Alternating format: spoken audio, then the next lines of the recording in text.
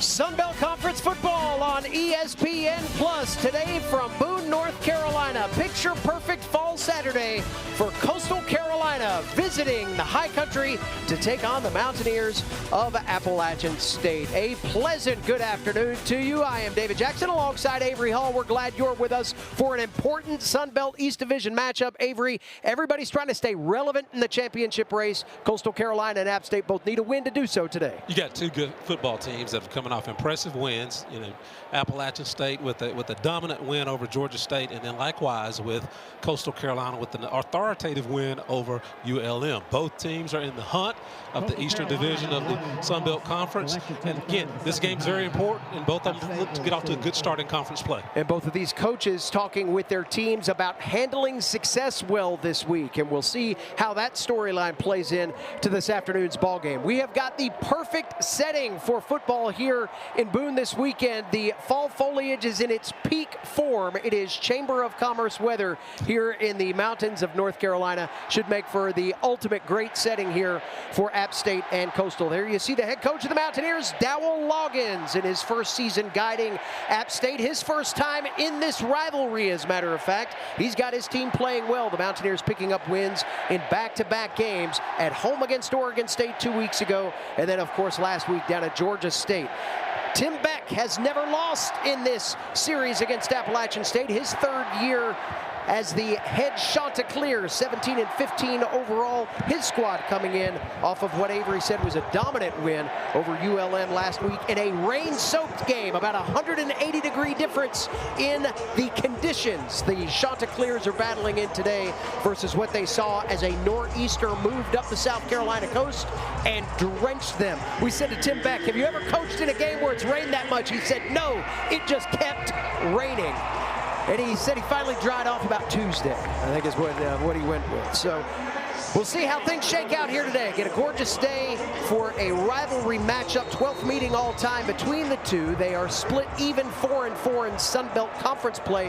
App State has a 7-4 overall advantage. Felipe LaForge, freshman out of the Baylor School in Chattanooga, Tennessee, will kick it off as we get set for rivalry football, divisional opponents for App State for the second consecutive week, as the Chanticleers booted away, and the Mountaineers will likely see this one sail over the end zone entirely, and the Mountaineers will go to work. LaForge has a big leg. We'll see how that works out early, and it's funny, he is one of those 5-star recruits out of the Coles Kicking School, and the Coles Kicking School, of course, owned by the father of the guy that's walking out to be the quarterback of Appalachian State right now. J.J. Cole kind of keep the football in the family, looking at his second start here for the Mountaineers at Kid Brewer Stadium, his third overall. Avery has completed 56% of his passes, 34 of 60, 527 yards, 5 touchdowns, no turnovers. He's been in complete control over the last 2 football games, done a fantastic job of managing the offensive play calling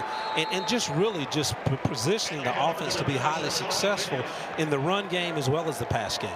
Rashad DeBinion takes the opening handoff for Appalachian State. DeBinion just under 700 yards of offense on the year on the ground. Picks up 2 on the opening touch of the ball game. Cole with the reverse, and now he's going to take off. Upfield, he runs across the 40-yard line. First down and more for J.J. Cole, and both of these quarterbacks we are likely to see today, Avery, equally dangerous with their feet. I tell you, just a good read by the quarterback. He looks over the field, he sees that everybody's covered, just decides to run. I mean, he decides to manufacture some yards with his feet. He's a big guy, 6'7", 245, but very, very mobile. That's a smart play by J.J. Cole. Tight end in motion is Larkins. Pass out on the boundary. And 1-2 missed tackles. Jaden Barnes picks up the first catch of the day for App State up near the 50-yard line, but flag on the play. Looks like it's going to be face mask on. Personal foul. Face mask. On Coastal Carolina. Number 30. J.J. Cole, David Jackson, he's just in such control. He's so poised in running this offense. You know, the previous play, he utilizes his legs to manufacture yardage. This time, look, he takes that horizontal passing game, gets it out to a playmaker. And again, Barnes does a good job of making the first guy miss, even though he grabbed his face mask. Good effort for yards after the catch there. Dante Lunan Noah Arinze in on the tackle. There is an errant snap play blown dead. There's a false start against App State, and that's fortunate for the Mountaineers as that ball sailed back across midfield. They were trying to go a little tempo, and Will Flowers may have heard a clap prior to someone may have clapped on defense, but he started to snap that football before everybody was set. Could have just been distracted by the fans that are still filing in. Tailgating went to about 329 today by our estimation. They are still flowing into what is expected to be another sellout crowd, 14th straight for the Mountaineers here at Kidd Brewer Stadium. Dubinion in the backfield on 2nd and long off the penalty. Cole looking for Dubinion out of the backfield, finds him underneath the numbers to the 34, spins out of bounds. Nice chunk pickup there after the penalty with Dubinion catching out of the running back spot. A lot of fans are seeing this horizontal passing game. Again, you go out to Barnes on the boundary side, wide side of the field 2 plays before that. Now you come back to Dubinion, a running back out of the backfield in the field side. Again, be mindful of that vertical passing game going over top this Coastal Carolina defense pretty quickly here because they're setting them up for something. Trig Lewis like an orbiter. Cole across the middle finds Dozier inside the red zone. First down, black and gold. That was a bullet from Cole to Dozier for the first down. Cole is poised. He knows he's got a decent running game in Dubinion and Lewis. He knows he's got a lot of weapons with Dozier, Stroman, Barnes, and we haven't even heard from Isaiah Cummings today. But he knows he's got a lot of weapons, and he's doing a great job of just being poised, reading the defense, and attacking the defense versus giving them what they, taking what they're giving him. There's Trig Lewis, his carry inside the 15 to the 14-yard line. Tackled by Avion Jones, redshirt junior out of Wisconsin. Like App State, a lot of transfer portal guys, especially on the defensive side of the football. Both of these staffs rotating in and getting to a place of some maybe comfortability with their roster midway through the year. We'll touch on that more as the game goes on. Here's Lewis again, bouncing outside, still on his feet inside the 10, dragging, clears to the 7-yard line. That's a 1st and goal now for App State on the opening drive. Good job by the offensive line. If they show a replay of this, take a look at this replay. Number 63, Jaden Ramsey comes out and creates a seam for Lewis to run in. Great job by the offensive line. First of all, Caden Sweat knocking his guy off the ball. Will Flowers getting a good angle block on the 3 technique. Good job by the offensive line on that run play. 1st and goal, App State inside the 8-yard line. Handoff goes to Lewis again, and this time he is met by just about the entire front of that Coastal Carolina defense. Trey Brown coming in at middle linebacker. Team's leader in tackles, about 5.5 per game. Had a 13-yard fumble recovery earlier this year against South Alabama as well. He's an instigator in the middle of that Chanticleer defense. Trey Brown and Shane Bruce are very, very active. And now this defensive line for Coastal is a big defensive line. They are 6'5", 243, 6'4", 290, 6'5", 310, 6'6", 272 across that front there. 2nd and goal from the 10, and now a whistle and a stoppage, and App State's going to take a timeout here at the 11-minute mark of first half play. 30-second timeout. We will keep things here. Yeah, you're talking about Shane Bruce. I mean, he's one of those guys. He's already has a master's degree, so he's smart. He's in the middle of that linebackers. Not only is he capable of helping set the defense up, knowing the down and distance, knowing the tendency, but he can cover, a tight end. He can stop the run. He can jam a big 300-pound lineman. He's just an all-around good linebacker, 6'1", 232 out of Carrollton, Georgia. But he's definitely a slobber knocker in the middle of that defense there. Defensive coordinator of the Coastal Carolina Chanticleers, Jeremiah Johnson, an old Kansas guy, 13th year as a DC, his first at Coastal. He said that last week, we asked him about the conditions and if that played into his play calling at all. He said, hey, defense travels. Just hit somebody, put a hat on the defender or a hat on the offensive player and run to the ball. He's definitely a no-nonsense type guy. I mean, he says what's on his mind and means what he says, and he's an old-school defensive coordinator. J.J. Cole motioning Dubinion out wide to the bottom of your screen. Cole looking in that direction, pump fakes, and is dropped at the 15-yard line. Had a lot of time, and then all of a sudden the clock ticked away as Trey Brown got to the quarterback. Actually, we're going to see a negative play. Appalachian State's going to see a negative play. Again, quarterback sack on that. But that was a smart decision by J.J. Cole. If you take a look here, he has trips to the wide side of the field, twins to the boundaries. No one's open. Everybody's well covered. He probably could have thrown into double coverage, but there was a safety lurking in the middle of the field there. Would have been smart. He just puts it down and tries to get what he can. 3rd and goal for App State from the 15. Mountaineers 35% on 3rd down this year, 30 of 85. That's down near the bottom of the FBS Nation in efficiency. Cole with a pass underneath. Got a chance to get to the goal line, and it's in there. Touchdown, black and gold. Davion Dozier breaks the plane, and the Mountaineers are on the board.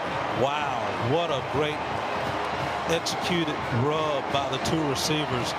Dozier coming back inside, and great throw, great protection, great throw by Cole. Nice run after the catch. Nice physical run after catch, because he had to do some dirty work on those last 2 or 3 yards to get into the end zone. Had 1st and goal at the 7, converted a 3rd and goal from the 15 to get the touchdown. Dre Pinkney was in coverage for Coastal Carolina. It's Dozier's first score of the day. DeFreitas on to kick the PAT, and he splits the pipes into the Grandview end zone here to our left. Mountaineers see 4 of 4 passing from their signal caller, J.J. Cole. 40 yards on the opening drive, including this one to Davion Dozier. Mountaineers lead at 7-0 at the Rock against Coastal Carolina here in Boone. Sunbelt play on a Saturday from the High Country. Hey, gyrate any way you want to if you're a fan of Appalachian State. That drive, pretty textbook to start things off. 10 plays, 75 yards, took just a shade under 5 minutes. J.J. Cole went 4 of 4 passing, 40 yards in the air. The touchdown strike to Davion Dozier puts the home team on top here in this rivalry matchup on a sunny Saturday here in Boone, North Carolina. We'll get an opportunity to see exactly what Coastal Carolina is going to do at the quarterback spot. It has been a touchy situation all year long. We saw Samari Collier come on last week in the 3rd drive in relief of Tad Hudson, who did not make the trip this time around. We see Collier in at quarterback for his first start. The redshirt senior from DeSoto, Texas. Calm, cool, and collected after he guided his troops to a 23-8 win in the rain last week. Coastal Carolina knocking off ULM. He was much more of a ground threat in that game. He's played some Wildcat this year, but you see the touch passing game starting to come out right away. Kyle Arnholt on the tackle of Javen Simpkins, catching the ball out of the backfield for about a 7-yard gain. They going a little tempo here. Nicely executed play, but going with the little tempo here to try and keep this ASU defense off balance. But nice play with a little motion to the wide side of the field, throwing back to the weak side. Free play here for Collier as App State looked like they jumped, and Collier going to take off with his feet out to the 40-yard line. Stiff arms a tackler, gets the first down, and he'll probably keep it. The penalty should be against App State for a little defensive jump there right at the snap. Going back to Collier and the feet, that's something that Tim Beck told us right off the jump on our call with him this week. He said, hey, he is a guy that will bring a different element with his wheels to complement the passing game. We saw that kind of based on necessity last week in the ULM game. This is going to be a really true dual threat quarterback that we'll see on the field today. And when you talk about his wheels, you're not talking about a Corvette. This is a Ford Bronco. And what I mean by that, you know, Collier, he's 6'2", 231 pounds. He looks shifty, he looks small and quick and agile, but he's a big quarterback and he can do some damage. And that's why you probably see Appalachian more in zone coverage today versus man-to-man, because again they don't want to turn their backs to a guy like Collier, who can end up scrambling and running around this football field all day today. So after the penalty, the Chanticleer is across midfield. These two teams have had some great battles, both in Conway and in Boone. Coastal Carolina with 3 straight wins in the series. App State hasn't won a game in the series since 2021, a walk-off field goal at that. Little option pitch, and that's got first down and more written all over it. Again, Simpkins on the catch. Dylan has made maybe a touchdown-saving tackle over on the far boundary. Big pickup of nearly 20. I tell you, again, they've just had some well-executed plays. Offensive line's doing a good job against the 4-3 front. And again, do a good job of sealing on that boundary side. And just a good pitch by Collier, good run by the running back there.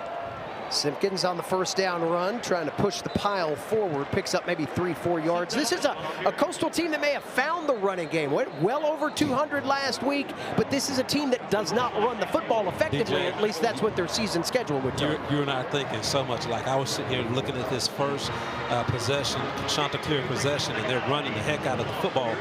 Their offensive coordinator, he's from the Mike Leach coaching tree. He wants to really throw this football all over the field, but they're doing a fantastic job of running the football right now. Dominic nicely in at running back as Collier keeps, slings, and throws that one incomplete. Intended there deep in the formation for Carmelo English. Yeah, Drew Hollingshead, who's the offensive coordinator, last year coached at Western Kentucky.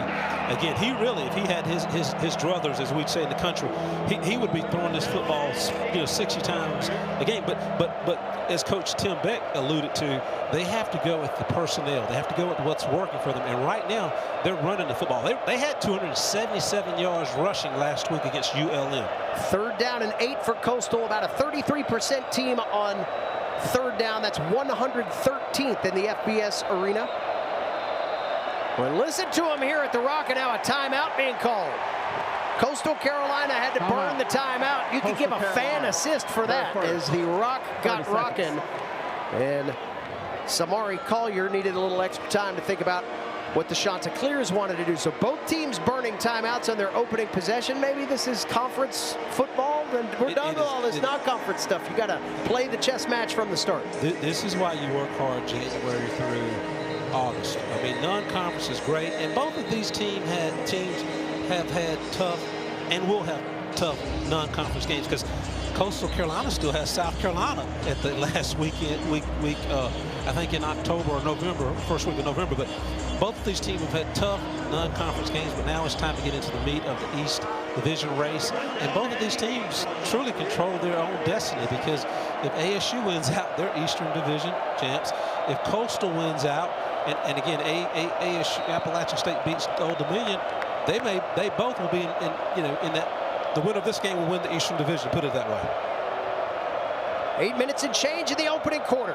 6th play of the drive. Coastal Carolina's gone right at about 50 yards. On 3rd down and 8, Collier drifting back, looking for the corner, and that ball's overthrown. No flag on the play. A lot of contact down there, but the pass was overthrown. Great job by Appalachian's defense. If you look at the replay, the first level of the defense, they're going to show 3 down linemen, but they rush 5. So you got 5 offensive linemen, 5 defensive linemen, put a little pressure, making Collier throw that ball and not really step into it like he wants to. Defensive back at the 3rd level does a great job of utilizing that sideline as a defender and pushing the receiver out. Kian Afukte will kick the football from the 33, a 43-yard effort. And just across the crossbar, that one is good, and the Chanticleers get on the board on their opening drive. So Kian Afukte from 43 makes it a 4-point game here at Kid Brewer Stadium in Boone.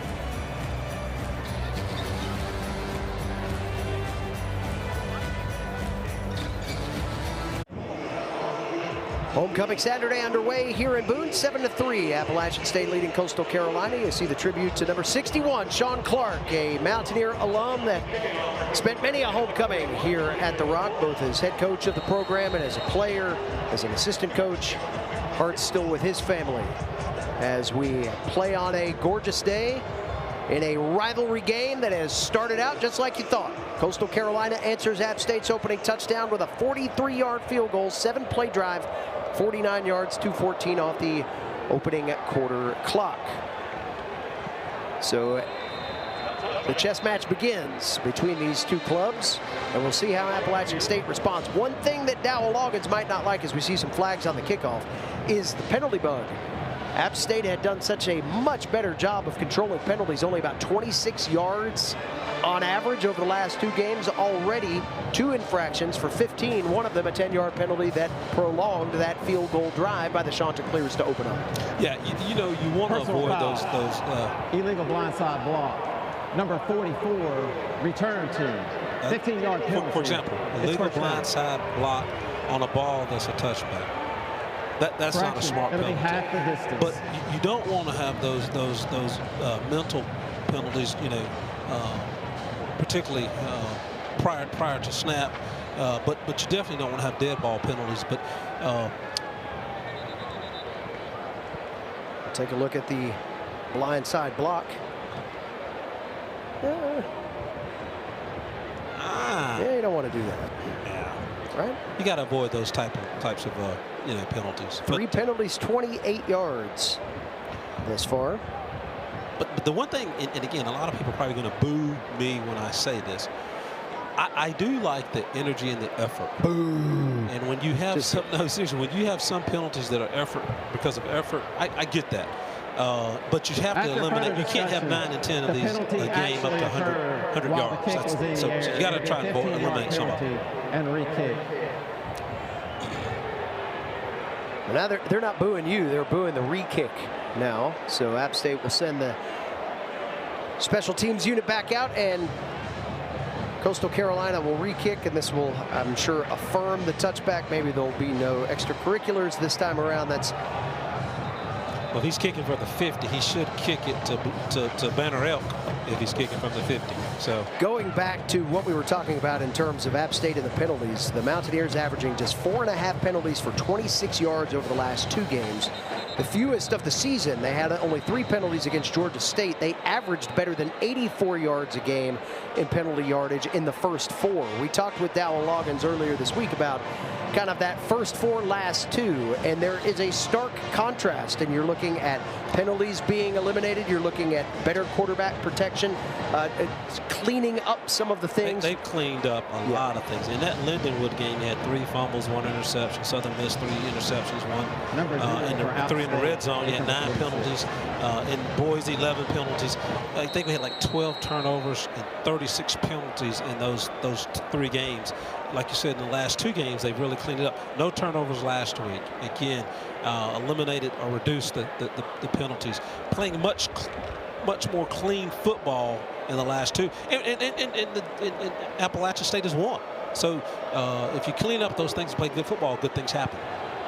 That kick will not quite make it to Miller Hill, but nearly did. Felipe LaForge had that as a goal. He had to have. Let me kick this ball into the seats. Let me go Aaron Judge style from the 50. So the Mountaineers will be right where they could have been had they not had the penalty there on the kickoff. I tell you what, J.J. Cole's off to a good start. Gosh, 4 for 40 yards and 2 carries for 14. Let's see if he can keep that type of efficiency going. Cole sending Isaiah Cummings into short motion. Trig Lewis on the fake. Pass out to Cummings in the flat. His first catch today up to the 30-yard line. About a 5-yard pickup on first down. Cummings 8th in the league in receiving coming into play today. Dowell Loggins saying earlier this week he has the traits, he has the skills, he has the body to play in the NFL. Really likes how he's emerged in the last couple of weeks. I mean, he's been very, very productive. Averaging 11 yards per catch. He rarely drops balls. He runs good routes, whether it's crossing, whether it's that underneath route out in the flats like he just did. Just a good football player. 2nd and 5. Here's Trig Lewis. Right side got tripped up there at the last second. Savon McDowell took him down, sophomore out of Dinwiddie, Virginia. That'll bring up 3rd and short for App State.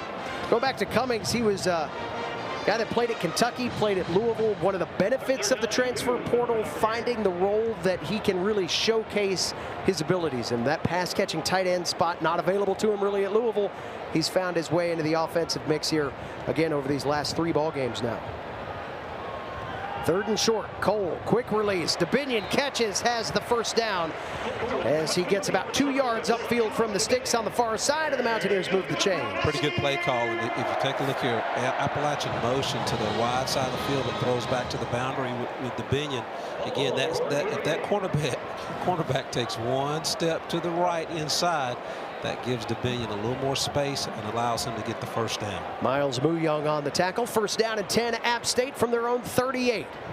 Mountaineers moved down the field pretty efficiently on the opening drive. Cole to the air once again, completes a pass to Barnes, who gets rocked over on the Mountaineers sideline. Jamarion Wayne, the senior out of Missouri, who actually played as part of DJ Smith's defense there, showed his former coach, hey, I still got the skills, man. Made that tackle just about right in front of him. Good open field tackle in space there. But I will tell you, what fans didn't see was that outstanding protection by the Appalachian offensive line. You got 5 guys in blocking, they rushed 6. You had a couple guys doing a little combo blocking to keep pressure off. Cole once again there. J.J. Cole with the pass inside the 40 to Dalton Stroman, another Mountaineer first down. That's 8 of 8 to start the ball game for Cole. I tell you, Coach Loggins, he's calling a heck of a ball game, doing a great job of distributing the football to your running backs in the horizontal passing game. He's gone vertical just like he did to Dozier. He's used a lot as his tight end. Great job of, kind of mixing in the run game. He's doing isolation run, and also doing some zone running. Pretty good play calling. And I'm not saying it's keeping, Coastal Carolina off balance, but it's giving them a lot to think about. 2-yard pickup on that last play for Rashad DeBinion. Luke Murphy in on the stop. Brings up 2nd down and 8 from just inside the 36-yard line. Cole with the handoff. Lewis started right, came back left to the 27-yard line. That'll bring up 3rd down and about 5 for App State. That was just power football, DJ. You got a tight end on that boundary side. You run Lewis right behind the big tackle, Jaden Ramsey, and the left guard, Caden Sweat. Both those guys well over 300 pounds. Big tight end there, and just power football. Mountaineers 2 of their first 2 on 3rd down today. Cole to fire through the fingertips of Jaden Barnes. Had the first down gain. And now decision time for Dowell Loggins. That's a long field goal, or it could be a relatively manageable 4th and 4. It looks like they're going to leave the offense out. App State this year on 4th down, 7 of 12, 58%. It's in the top 65 in the country. DJ, going back to that last pass play, Coles to Barnes, 6'7", throwing to a guy who's 5'8", and he was only 4 or 5 yards away from him. That's a hard throw for a 6'7" guy. Here's a big moment for the Coastal defense potentially. Cole looking, finds Cummings, releases inside the 20, cuts it inside of the 10, 1st down and more. Black and gold. Man, you talk about Coach Loggins talking about Cummings having the ability to play on Sundays. He looked like an NFL tight end coming across the middle. If you take a look, he comes across in that crossing pattern, and just good poise, good read by Cole, good delivery of the football, throwing it in this place where he can catch it and continue to run. Just good execution by both players.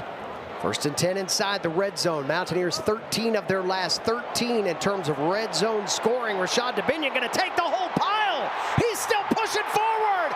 That's a touchdown. Are you kidding me? Wow. Nobody blew the whistle, and Rashad DeBinion said, I'm going forward all the way to Pater. Is that Reggie Bush or Philadelphia push? Man, that was the entire offensive line pushing the entire defensive front, 1st level, 2nd level from Coastal Carolina. And man, it looks like they were playing rugby. Let's just move the pile. See, you say rugby, I was going to say like 4-year-old soccer game when everybody's just, concentrated right around the ball. We'll take rugby, though. It's a little bit more physical. Rashad DeBinion, 12-yard entourage escort to the end zone. DeFreitas on for the PAT, and if that's not a sign of strength here early in this football game, I don't know what is. Rashad DeBinion, let's check it again. He's going to bring everybody. It's homecoming. It's all about gathering with your friends, right? Well, Rashad DeBinion took about 22 of them straight to the end zone to give App State a 14-3 lead here in Sunbelt play at Kid Brewer Stadium. I love it. Check it out. DeBinion, his first touchdown of the day, and the Mountaineers lead by 2 scores.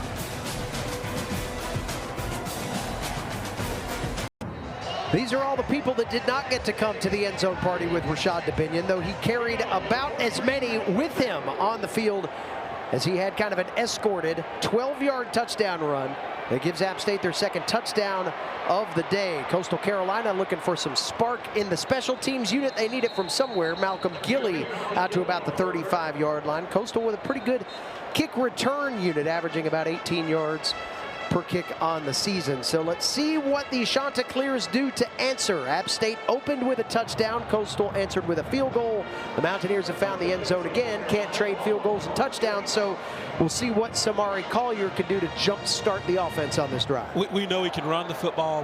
He has not proven that he can throw the football, and he's obviously got a bunch of weapons at the receiver position in Bobby Washington and Brian Graves and Jamison Tucker. But we'll see what he can do to mix in the passing game on this drive. Split backs, it's Collier straight up the middle, runs right through Dylan Haas and Thomas Davis for about a 10-yard gain on first down. They may move the chains or call him about a half-yard short. But Samari Collier showcasing the wheels. He had a 39-yard touchdown run that broke last week's game open in the win over ULM. 88 yards rushing on 16 carries on the season.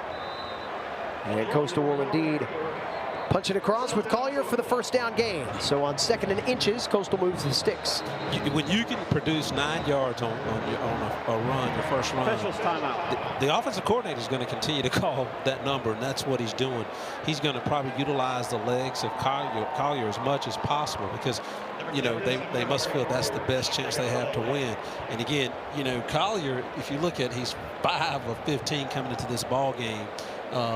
With no interceptions, but only completing 33% of his passes. I'm sure they just think that he's a better runner than thrower. Well, right now they are concerned about his ability to do either, as Collier goes limping off the field. It looked like he may have taken a shot to his knee. Let's watch it again on the replay. Dragging bodies with him. He may have taken a helmet off the knee or got it twisted there at the bottom of the pile. So now MJ Morris will take over at the quarterback spot. Morris was actually the opening day starter for these Chanticleers. Had more interceptions than touchdowns. He has 0 touchdowns and 4 interceptions, and was completing only 57% of his passes. So he's had a tough go this year. Tad Hudson took over for him. Hudson, unavailable today, didn't make the trip. As we see Robbie Washington around the left side, and we'll see how Coastal will try to do this time. They had to make the substitution last week with Hudson going out, Collier coming in. Again, the field conditions dictated that it was a better day to run, perhaps. And Coastal was able to use that to their advantage. Really got their offense out of the garage there. We'll see what MJ Morris brings from a skill set perspective. Spent some time at both NC State and Maryland. On 2nd down, if you continue to get forward progress like that in the run game, it may be a pretty easy choice to make. That's Javon Edwards on the carry, the freshman out of Aiken, South Carolina. 6 carries, 51 yards. Last week against ULM, brings up 3rd down and 2. The coaches were high on Javon Edwards when we were talking with them earlier in the week. They were talking about his ability to run behind his pads, but also make guys miss in the phone booth. But he's 5'10", 192-pound freshman, and they were really high on that kid. Edwards, top of your screen, pistol back on the left-hand side of Morris in the shotgun. 3 receivers underneath, handoff fake, and there goes Morris for the first down. Carry inside the 40-yard line. Boy, every Mountaineer defender just about bought the fake on the handoff to Edwards, and MJ Morris has it nearly untouched around the corner for the first down gain. If you take a look at that, that's just MJ Morris taking advantage of a very aggressive defensive front. Now, why is Appalachian State defensive line being very aggressive? They know they've got a quarterback who, if they can stop the run, they've got to, and make this game a one-dimensional game, they've got a quarterback who's had some trouble with accuracy. So again, they're being very, very aggressive up front. Drew Hollingshead, the offensive coordinator, and MJ Morris are going to take advantage of that aggressiveness. Edwards with a 1-yard gain. This is a Coastal team that has 3 ball carriers that have played in this game already that average better than 5 yards per game. Edwards better than 6 yards per game coming in to this afternoon's action. Now it's Morris looking to throw, completes one over on the sideline, and then some to the 5, cuts it inside. That's a Coastal touchdown. Malcolm Gilley, the late shimmy move, and the Chanticleers in the end zone for the first time today. That really poor tackle. Again, you've got a pass where they're thrown out in the flat. Wide receiver catches the football, Malcolm Gilly, if I'm not mistaken, 6'1", 202 pounds. He's a pretty good size receiver, but he makes 3 or 4 Mountaineers miss, and you just had sloppy tackling on that play. 34-yard touchdown strike to Malcolm Gilly, the first passing touchdown of the year for M.J. Morris. It could not come at a better time for Tim Beck and the Chanticleers. The PAT is good, and we've got a timeout on the field with just 30 seconds to play here in the opening quarter. Avery Hall, you see Coastal Carolina strike back, and that is conference football at its best. A little bit of you do this, we'll do it too. And Coastal Carolina needed that score and got it. Coastal Carolina has played well here. Think about this. Hey, Coastal Carolina's 4-1 in the last 5 ball games. They beat Appalachian here in 2023. They're not afraid. They're going to come here and they're going to play their brand of football, and it's going to make for a great football game. The key will be, David Jackson, how does Appalachian State's offense respond? Now, they've responded well to Coastal's first field goal, first score opportunity. Let's see how they perform or respond to this score. Malcolm Gilly, his first touchdown in Coastal Carolina teal. Ball State transfer. Gets the Chanticleers in the end zone for the first time today. That was a 7-play, 65-yard drive. A little bit more than 2 minutes and 45 seconds off the first quarter clock. We might be here for a while with the frantic scoring pace. Kickoff by LaForge away. It'll sail out of the back of the end zone, and the Mountaineers will bring it out. DJ, we probably didn't expect anything less. I mean, you got 2 Sun Belt East Division football teams that develop a pretty competitive rivalry, and again, Coach Tim Beck's 2-0 against this Appalachian team, so he has a lot of confidence. His players have a lot of confidence, and again, Appalachian should be hungry because they've not won in this series since October 20th of 2021. Am I correct there? That's right. Walk-off field goal by Chandler Staten in this building. The last win for App State in the series. J.J. Cole, 9 of 10 in the passing game. He's trying to change that. 94 first quarter yards thus far. His Mountaineers lead by 4. Well, play action fake to nobody, and then the pass dropped by Cummings at the 35-yard line. Cole went to do the old, hey, I'm going to fake it to this guy, but there was no guy there. Pretty obvious pass play. Cummings just dropped it. That was probably a first down gain after the catch. Yeah, and you know, Cole had a little pressure on him too, which made for a little errant throw. Not an errant throw, but a throw that was a little ahead of the receiver. And again, he just couldn't catch up to it and couldn't pull it in on his fingertips there. Second down and 10 for the Mountaineers from their own 25. 25 seconds left in this opening quarter. There's a pass over on the sideline underneath the numbers, and that is Dalton Stroman on the ground.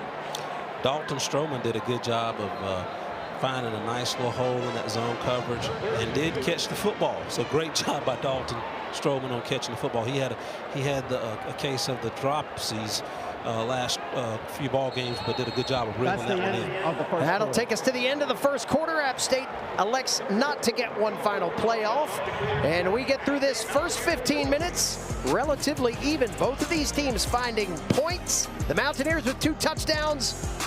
A little bit of strength right there on the goal line. Davion Dozier and Rashad Dubinion doing the honors, helping App State to a 14-10 lead after 1 here in Boone.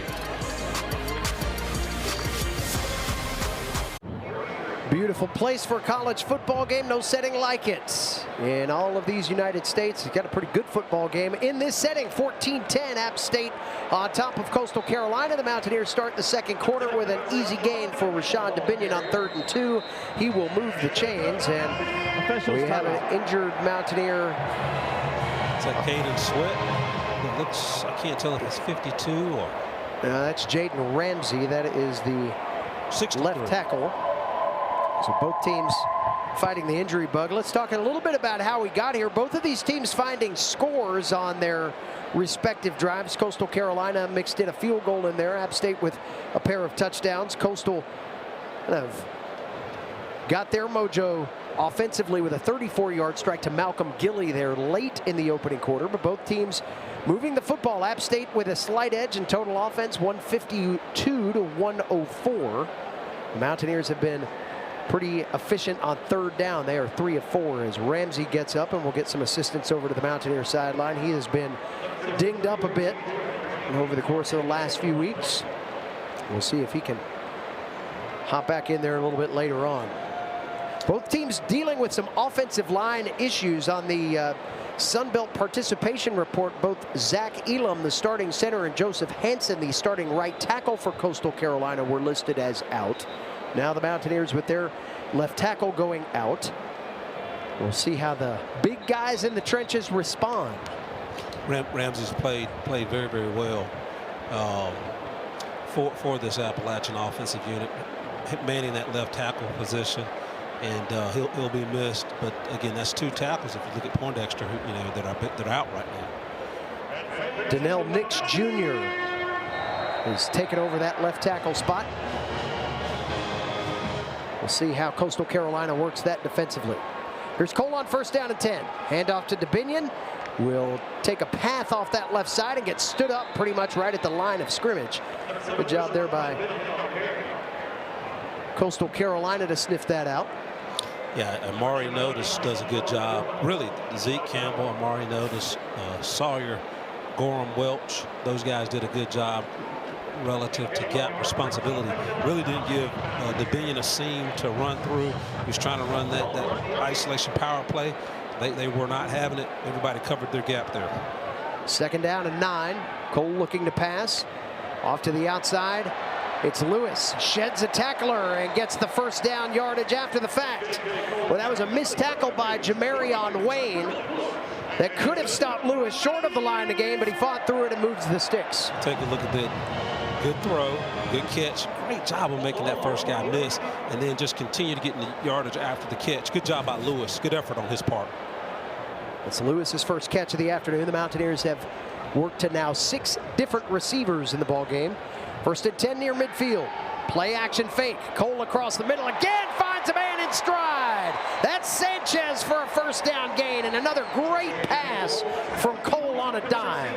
I tell you, Cole has really played impressively. I mean, DJ, is he what, 12 of 14 now? Or 12 of 14. 12 of 14.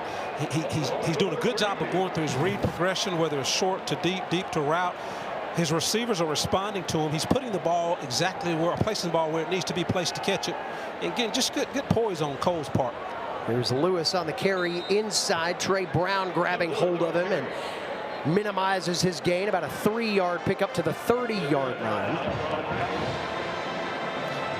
And you know, we talked about Cole. I mean, he's doing a great job of utilizing all of his weapons. I mean, David Jackson, you just mentioned Alex Sanchez, who's 6'2", 195 freshman out of Grayson High School in Georgia.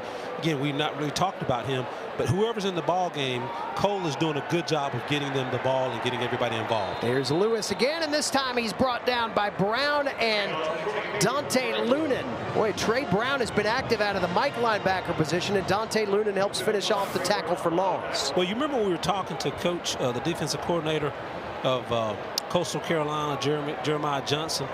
We said, who are those guys that are gonna, if you had to hang your hat on, who are gonna stand out on Saturday? And Trey Brown is one of those guys he mentioned. Trey Brown and Shane Bruce, he said, those are my players there. Third down and 11. Mountaineers 3 of 4 on third down. Pass inside to Cummings, trying to get the corner. May have the first down to the 18-yard line. That should be enough to move the sticks, and the Mountaineers with another plus pickup on third down. That's the second time today they've gone for third and more than 10. I tell you what, would you want to be a middle linebacker or a Sam linebacker covering Isaiah Cummings, who's 6'4", 240, runs like a deer or runs like a gazelle? Would you want to be the linebacker or trying to cover him as he's doing that crossing pattern? I wouldn't want to be. He's too fluid right now. That's why I played third base. Handoff to Lewis, and he is stopped by a host of Chanticleers.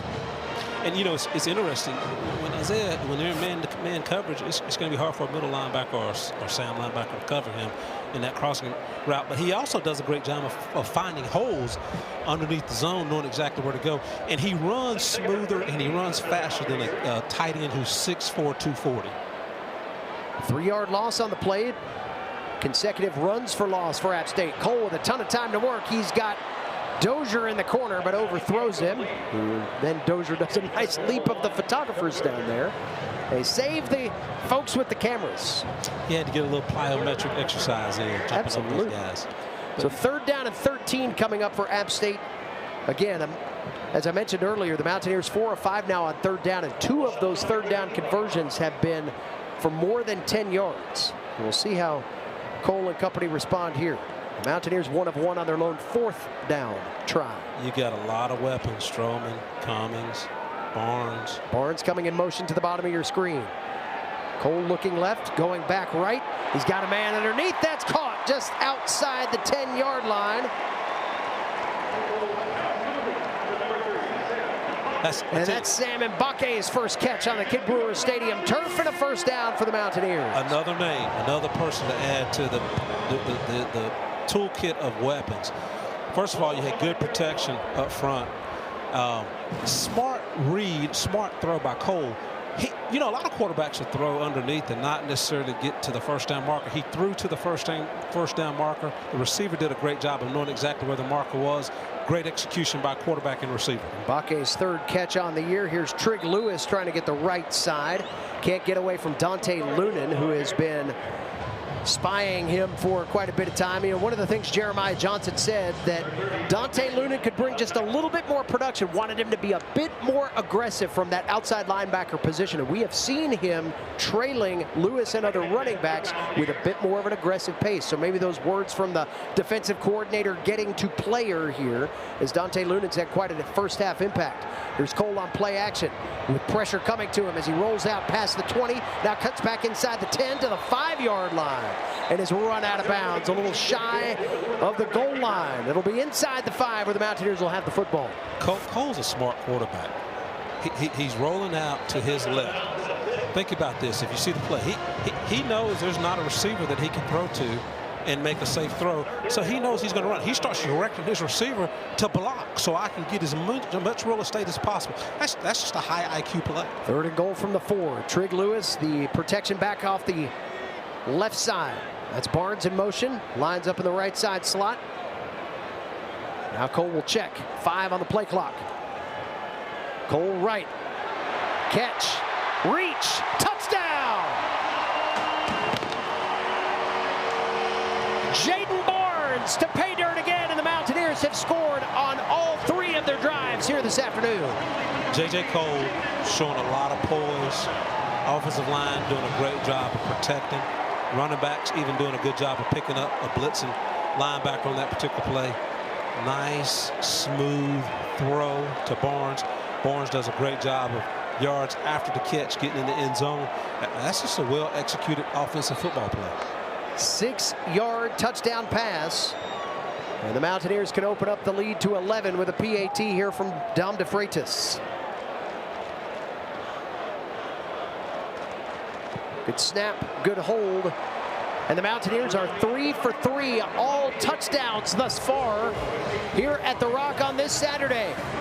Beautiful pitch and catch, Jaden Barnes to pay dirt. And the Mountaineers continue their offensive onslaught here in Sun Belt Conference play against Coastal Carolina at the Rock.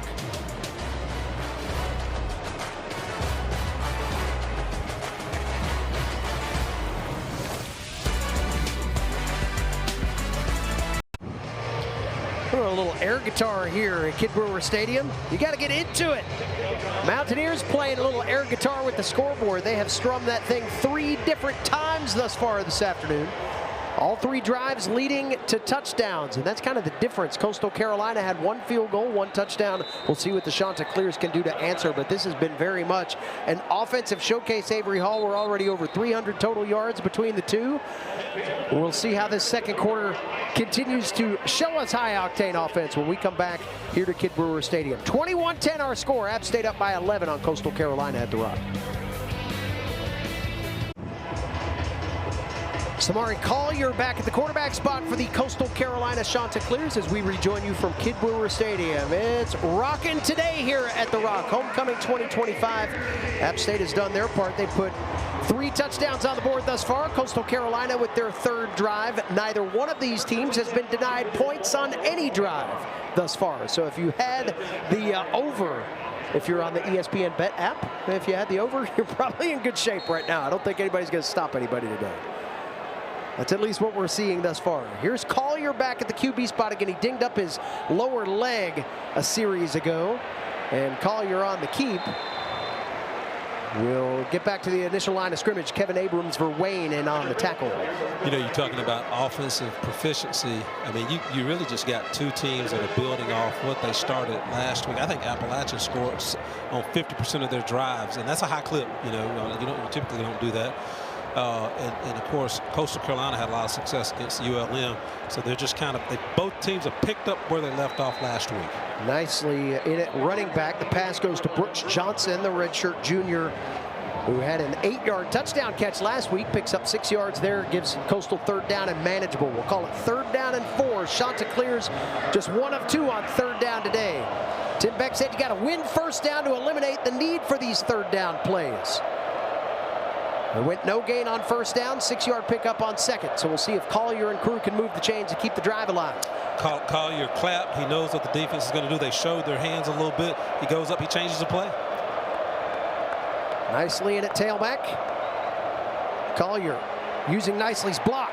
Will take off, has the 1st down and more to the 45-yard line. Spins his shoulder into the Mountaineer defense and has enough for the 1st down. DJ Burks took the brunt of Collier's twists there at the end of the play. Take a look here. Collier knows the defense is in an odd front, meaning they've got a nose tackle over the center. He knows he's got a 3 technique on both sides of the guard. Good seal block. He does a good job of running in between that seal block and the open space there. 1st and 10 from the 40. Collier slings one into the Mountaineer sideline, intended for Carmelo English. Go back to MJ Morris for a second. You know, one of the things that Tim Beck had to be concerned about was depth coming into this ball game. As a matter of fact, John Hunt, a redshirt freshman quarterback that has not seen game action yet, went through warm-ups. I mean, he is clearly the 3rd guy. You go back to Morris, who was 2 for 2 on that last drive with 39 yards and a touchdown, a well-thrown ball to Malcolm Gillies. So maybe one of the things that comes out of this is that you get Morris back. He was the starter at the beginning of the year, had some problems turning the football over. That obviously yielded Tad Hudson's playing time opportunity, but now with depth of concern, you need Morris to be a healthy and viable option in the room. Play clock at 0, and it looks like a delay of game or a timeout, one of the two. That's going to be a delay of game. I don't think they got the timeout in before the clock time elapsed. Remain 2nd down. So that's an assist from the crowd here at the Rock. That a little loud there on the 2nd down play call. So 2nd and 15, the call on the 5-yard penalty. Well, you know, it's a situation where you're talking about going back to the quarterback situation or scenario. Man, gosh, they had you know, Tad Hudson, they had Samari Collier, they had MJ Morris, and now they're down. It looks like Tad Hudson, so they've kind of played the musical chair at that quarterback position. But the good thing is they have 3 good ones. There goes Nicely. He's a pretty good running back out of that stable and takes it across midfield and more. Knocked out of bounds at the 26, and Dominique nicely parts the seas and gives the Chanticleers the doorstep of the red zone. Good vision by Nicely. Again, he bounces outside. It's one of those zone plays where he's looking to find the seam in that outside zone. Good vision, good balance, good run, good speed after he gets into open space. Scat back type runner. Drew Hollingshead said he's one of those guys that can make one cut and go, and that's exactly what he did. What goes down in the books is a 35-yard gain. Handoff on the end around. And now a pass back to Collier on the other side. Collier trying to make some people miss. Inside the 20 like a pinball. And Coastal Carolina uses some trickery here. You know, that's just a really executed play. The linemen all jump down. Take a look at this. They all flop down. Bam. You know what that does? That keeps them from going downfield and getting illegal man downfield when he throws it back. Even though he throws it behind the line of scrimmage, a lot of those times those linemen will get downfield and they'll have to call that one back. They drop down. They give the play time to develop. Again, they make sure they throw behind the line of scrimmage. That was a well-executed play, but Appalachian did a good job of kind of recovering from not being in a position to make a play there. And Bryson Graves is saying, guys, I'm 2 for 2 in the passing game on the year. Just saying, if things get thin at QB, I'm your guy. Here's Collier on 1st down, leaning into some defenders, trying his own Rashad Dubinion imitation to the 11-yard line. Healthy pickup on 1st down. For Samari Collier, he'll move the chains on a 10-yard gain. You see him leaning into those linebackers. He's not afraid. I mean, you know, Samari Collier, he's 6'2", like I said, 231. He's a redshirt senior. He's an older guy, not afraid of contact, not afraid of physicality. Now he's leaving the ball game, but he'll lean on a linebacker. He's not afraid of contact. You know, Javen Simpkins said of Tad Hudson that he really likes to lean the shoulder in on the goal line. That's a trait of all of these QBs. We've seen evidence of it. That's good coaching there from Drew Hollingshead at the QB position coach spot as well as offensive coordinator. Morris back in at QB. Simpkins on the run and can't get out of a foot tackle at the 11-yard line. That'll go down as a half-yard loss. Colton Ferris, man, did an outstanding job of coming downhill at that linebacker position. Because again, if he doesn't make that shoestring tackle, that guy's still running. But again, he does a good job first of all, the defensive line does a good job of gap responsibility. He skates on down the line, does a good job of coming up, making a shoestring tackle. Well, Javen Simpkins stays at running back. Collier back on in the QB spot. This is not abnormal for Coastal Carolina to go with two QBs in a situation like this. Red zone try for the Chanticleers. Collier has been trouble on the ground, trying to go to the air and throws that one off the pads of his intended target. That'll bring up third down. Again, he didn't get a chance to step into that one, had a little outside pressure, and really couldn't step into that one like he wanted to, and really underthrew the football. Actually hit the ground before it got to the receiver's intended target's hands. Eli Aragon was the intended target. Coastal without two receivers, Malik Mega and Colton Hinton, out for today's game. So going down that receiver tree a little bit are the Chanticleers. Third down and 10. This place is loud. Collier drifting back with pressure coming. A little underneath touch pass complete. Cut back to the 5 and tackled at the 4-yard line. Excellent vision by Bryson Graves to get back underneath, but he couldn't quite get inside the 4. Bryson Graves is averaging 9 yards per catch. Does a good job here of just cutting back inside, trying to find the seam. Coastal going for it here on fourth down. 4 of 9 on the year. Here's Collier straight up the middle, and he parts the seas. Touchdown, Chanticleers. Samari Collier calls his own number, and the Chants score on a fourth down try. Again, up tempo by the Chanticleers, not giving Appalachian time to kind of think about what they're going to do. Again, they've had a lot of success running outside on the perimeter with the quarterback, but that time they went straight into the belly of the defense. That their offensive line, Kane McDonald, Joseph Hanson, Zach Elam, Thomas Johnson did a good job of creating a seam for Collier. 7 carries on the day, 47 yards and a touchdown. The PAT is good, and the difference in this game, a field goal versus a touchdown. Back and forth we go. Both of these teams scoring on all 3 of their drives, and right now Appalachian State clinging to a 21-17 lead as Collier takes it to the house here at the Rock.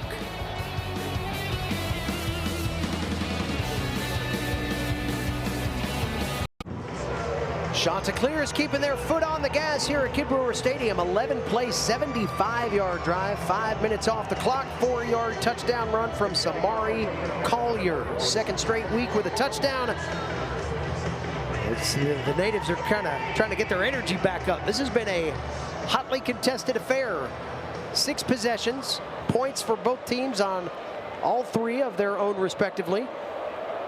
3:40 left in the half. Onside kick try here, and Coastal's got it. Chanticleers have it. Little shades of 2021, perhaps. As a matter of fact, they showed a video clip of that onside kick on the scoreboard a little while ago that turned the tide for a Mountaineer win. Maybe Coastal Carolina's trying to do the same thing. Gutsy call by Tim Beck. Think about this. At this pace, both teams scoring with each possession. Appalachian wins this football game if that continues. Well, let's poke a hole in that, and let's give an extra possession. So you do an onside kick. Now they get an extra possession. They can take the lead, and if they keep exchanging scores, they're ahead. Gutsy call by Tim Beck. Coastal Carolina also has the football to start the second half, so we'll see how this plays in terms of clock management. 3:37 to go, still have the 2-minute break, each team with 2 timeouts. They forced a turnover with the onside kick, so that's an extra possession for this Chanticleer offense. Samari Collier back at the QB spot. Hands off to Javen Simpkins. Right side. Gets ripped down to the ground. Another shoestring tackle by Brayshawn Littlejohn. the redshirt sophomore out of Missouri and one-time teammate of Jamarion Wayne on the other side. Good tackle, because again, if he does not make that play, man, that guy's still running. I mean, he had a lot of real estate, open real estate in front of him. No gain on the play. So Littlejohn's tackle makes it 2nd and 10 for the Chanticleers from their own 47. Again, onside kick recovery. Simpkins again trying to bounce out right side, and the Mountaineers sniffed it out, and then some this time around. Jaden Willis in on the tackle along with Nick Campbell. I tell you, great inside pressure by Nick Campbell, 6'4", 290-pound defensive tackle. Got penetration. Anytime, look, take here. Anytime you get penetration as a defensive line, then you can make something happen. Good effort, good penetration, good stop. Coastal Carolina 2 of 4 on 3rd down, trying to see if this onside kick gamble can pay off. They've got to convert 3rd and 13 from the wrong side of midfield. Mountaineers showing some pressure here as Collier gets the shotgun snap. Here comes some heat. Collier starting to roll out. Now takes a pass downfield, and it's out of bounds. Incomplete, off the fingertips of Jamison Tucker over on the boundary.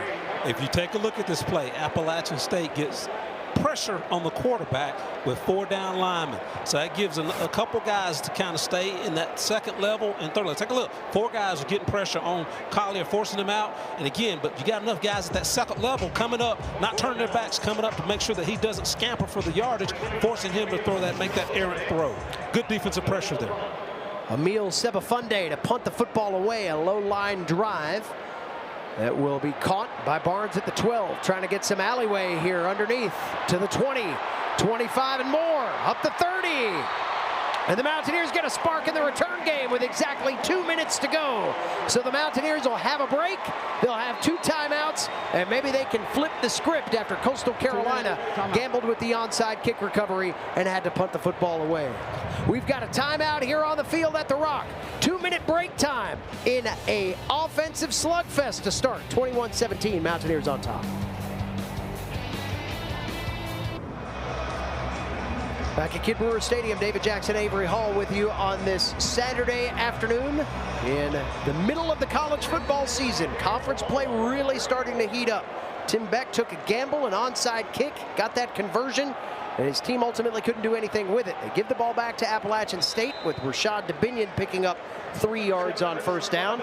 And now it's the Mountaineers who will try one last shot to put points on the board here with under 2 minutes to go in the first half.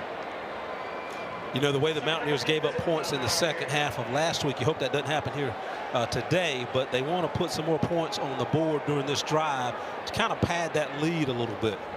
Here's Cole on 2nd down and 7. Got a good pocket, flips it off on the edge to Jakari Trigg Lewis. And Lewis goes for the sticks and hits the boundary in the right spot at the 45 to move the chains for a 1st down. That'll stop the clock under 2 minutes with 1:25 to go until halftime. Nice play call. Not only is a good throw by Cole, but you stop the clock, you get 4 more downs. Again, nice play call there. Here's Cole again. A little bit of pressure coming to him, and the ball pops out, and it's gathered up by an App State offensive lineman. That's Caden Sweat, who got the fumbled football and took off with it. That was a dangerous play by J.J. Cole. Again, he, you know, first time, well, not first time, but one of the rare times today. Take a look here that they're rushing 3 down linemen. They do bring some outside pressure here with the blitzing linebacker. Cole has that ball batted down at the line of scrimmage, or was it? They'll say that ball came off his fingertips and it's covered by App State at the 40-yard line anyway. So whether that was a forward pass or a dropped Ruling ball, on the field is a forward pass. we're going to say forward pass, and that's an incompletion. So Kanan Hamlet jumping on that for nothing.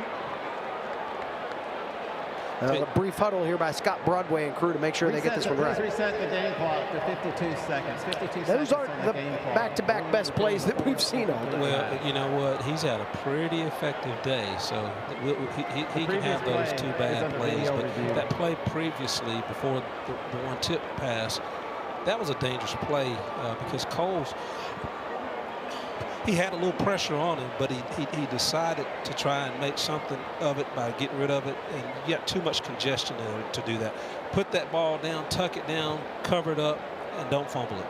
Scott Broadway and company going to go to review here. So Well, the outcome will be Appalachian still had the ball. If they go look at the guy who recovered it, if it's a fumble. Yeah, arm was in forward motion. Now, the Mountaineers may benefit from a few extra yards. You can see a good look at it here. So the pressure starts to come again. Tell you what, give Coastal Carolina credit. They are getting to the QB a little bit more regularly here as of late. That was Ibrahim Diawara who got to him. That's consecutive plays. Diawara getting to the quarterback. That's something Coach, the defensive coordinator, Jeremiah Johnson, talked a lot about. He wasn't as concerned about the numbers. He just wanted to make sure that they were, giving the best effort on every play called. I mean, they only have 7 sacks coming. They had 7 sacks coming into this ball game, and they had 29 sacks in 2024. So very disruptive, very chaotic defense last year. And so he's wanted them to pick up the pace of that chaos. Yeah, and he said that don't look at the sacks. He said look at the times that the quarterback is pressured or he's hit or he has to speed up his rhythm to either disrupt rhythm in a pass play or get him to throw the ball quicker than he thought he would have to. It's that disruption that Jeremiah Johnson has been pleading with his defense to get more regularly, and that comes from aggression. We heard him use that phrase probably a handful of times when talking about what individual players need to bring to the table to make that defense just that much more edgy, and it was aggressiveness in pursuit. You definitely want chaos, but even if you look at DJ Smith's led defense, I mean, people say, well, we got 15 sacks, but this defense has 27 quarterback hurries. And that's just as effective as a sack, DJ. When you get that quarterback, when he, like you said, when he throws off rhythm or he can't throw into step into his throw, or he's scrambling and rushing his throw, not allowed to go through his read progression. I mean, that creates an advantage for the defense. So again, whether it's a sack or quarterback hurry, I'll take both. Scott Broadway getting the official word from the booth upstairs. Our replay official today is Brian Beckering. Got a chance to meet with him before the game today. We said we hadn't seen anything too crazy here, and then we all tried to knock on wood. Maybe we jinxed it. This is a different play. I clearly think he was in a throwing motion. I know that'll take away, as you alluded to, the advantage of Appalachian falling on that ball about 5 or 6 yards down the field, but it looks like he was trying to throw that. And this is taking an awful long time. Looks like Scott Broadway is taking the headset off, and we'll get an explanation here shortly, and we'll have an opportunity at halftime to confer with the replay crew upstairs to see what their thoughts were on this a little bit more elaborately. Both teams getting the benefit of the timeout without having to call one, with 52 seconds left and a 3rd down and 15 potentially coming up. After video review is a fumble recovered by the offense. By rule, this qualifies for a 10-second subtraction. The clock will be reset to 47 seconds and then 10 seconds subtraction for 37 seconds. The game clock will start on the ready for play. It's 3rd down. So they ruled the ball a fumble. Kanan Hamlet wisely covered it, so give him some credit for being alert. The Mountaineers will have the football at the 40-yard line. And the 10-second runoff due to the fumble recovery there will give App less than 40 seconds to work with. Here's Cole firing a pass, nearly picked off. It was intended for Jaden Barnes. Good crashing on the football there by a Coastal backfield, Miles Mooring. And the coverage along with Savion McDowell. That was a dangerous throw by Cole. Again, he's made some great decisions today, but I probably would have tucked that one and run it. But that's 3 bad kind of, out of character plays for Cole. In a row, and that magnifies things a little bit, I'm sure, in Dow Logan's estimation. Ian Ratliff punts the football away inside the 20-yard line. Opportunity for a return here as Bryson Graves takes the football up to about the 35-yard line. We'll check the spot. Back to the 31, perhaps. 16 seconds left, 2 timeouts. Not sure how aggressive Tim Beck will be here. Again, Coastal with the football to start the second half. Neither one of these teams is actually, after what was such a clean, kind of fun game back and forth, this last 2 minutes has been kind of hard to watch, Avery Hall. It's kind of, we're back to normal. We're back to the way the two teams played in turned the channel? In the first 3 or 4 of their ball games. This was not crisp or efficient. But again, you couldn't have that type of high effective play for the duration of this game, so you expected a little drop off. We've definitely seen a drop off. Samari Collier going to drop back to pass, and he fires one off. This picked off, and the Mountaineers have a chance to return this one. McCantos to the sideline, pulling on his jersey and ripping him out of bounds inside the 15. And now App State with some life with 16 seconds left and a chance to find the end zone again. I tell you what, DJ, you called it. You didn't know if Tim Beck would be aggressive. Evidently, DJ Smith, the defensive coordinator, expected him to be aggressive and had his DBs in the zone coverage and looking to not let anything get behind them. Poor decision of throwing the double coverage there. Good interception by McCantos. Thank you. They reset the game clock to 5 seconds. 5 seconds. The play was initiated at 16, run down to 5, so the Mountaineers will have 1 crack at points. Field goal. And it looks like DeFreitas will come out. So the Mountaineers with a chance to steal 3 here. You take a knee, this isn't an issue. You take a deep pass, and all of a sudden it becomes a point-scoring opportunity after the interception by Elijah McCantos. Coastal Carolina will take a timeout here with 5 seconds to go in an attempt to ice Dominic DeFreitas. Now, DeFreitas this year, as he'll kick from the 21, so a 31-yard effort. He's 2 for 2 from this area. He is 4 for his last 6 kicking field goals. He's had some issues in the 40 to 49-yard range, but from 40 in, he's been pretty consistent so far this year. McCantos, his 2nd interception of the season. He had a pick against Longwood, the first of his career in the home opener a few weeks back. DJ, a lot of folks are probably saying, why wouldn't Appalachian run one play? You just don't have enough time. Again, if you take the typical 2 to 3 step drop, or 3-step drop, I mean, you're going to have 3 to 4 seconds elapsed and may not get a chance at the field goal. So smart decision by Appalachian. 31-yard field goal attempt for Dom DeFreitas. Good snap. Hold is down. The kick is on its way, and it splits the pipes. And the Mountaineers end this first half by stealing 3 on the late turnover by the Chanticleers. It's a 31-yard field goal from Dom DeFreitas that gives App State a 24-17 halftime lead. The Natives happy here at Kidd Brewer Stadium as we send things to break here at halftime. We're back with our halftime coverage right after this. Mountaineers trying to get conference win number 2 under their belt.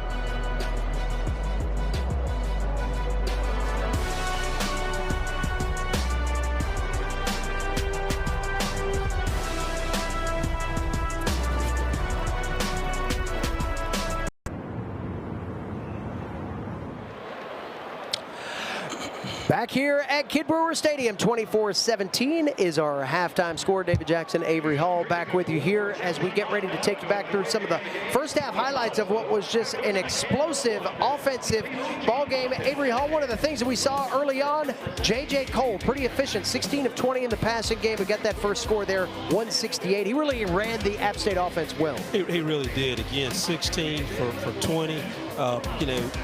Appalachian's converting on 3rd down at a 75% clip. He's just been a great manager of the offense. See Rashad DeBinion there with the mosh pit touchdown. Then we kind of went back to back here with scores as Coastal Carolina got their offense moving. The Chanticleers 181 yards of total offense in the first half of play. And there you see Malcolm Gilley getting loose for the first touchdown of the day for Coastal Carolina. And this is again another fluid situation at the quarterback position, and the Chanticleers handled that well. They really did. I mean, they came into the ball game really wanting to throw the football, but found a lot of success running it. So let's just say, what if they do get that pass game going and they have a continued effectiveness with the run game? They could create some problems for this Appalachian defense. See a little back pass to Collier there from Graves. A little trickery keeps the drive alive, and then Samari Collier calls his own number, keeps Coastal Carolina close. This game really kind of came down to some tight offensive windows as you see Collier throw the pick late, picked off by Elijah McCantos, who had a good return inside the 10-yard line. That sets up a short field goal for App State to tack on points right before the break. As you take a look at some of the first half stats here, 225 in the air, or rather total yards for App State, 168 in the air. You see App State 5.5 yards per play, Coastal Carolina 6.5, but the one turnover is the difference. We'll take a break. When we come back, second half play from the Rock, 24-17. App State leads it at halftime at Boone. Peak leaf time here at Kid Brewer Stadium. An absolutely gorgeous weekend here in the high country. Again, thanks to all that have come here and have found their way back to the festivals and all of those types of things. We went to the grand reopening of CJ's Market in downtown Lansing this morning. It was great to see them back and operational once again. Every day there's just a little bit more signs of positive progress from what has been a long year of Helene recovery. This App State team has been a part of that. This App State campus has been part of that journey back.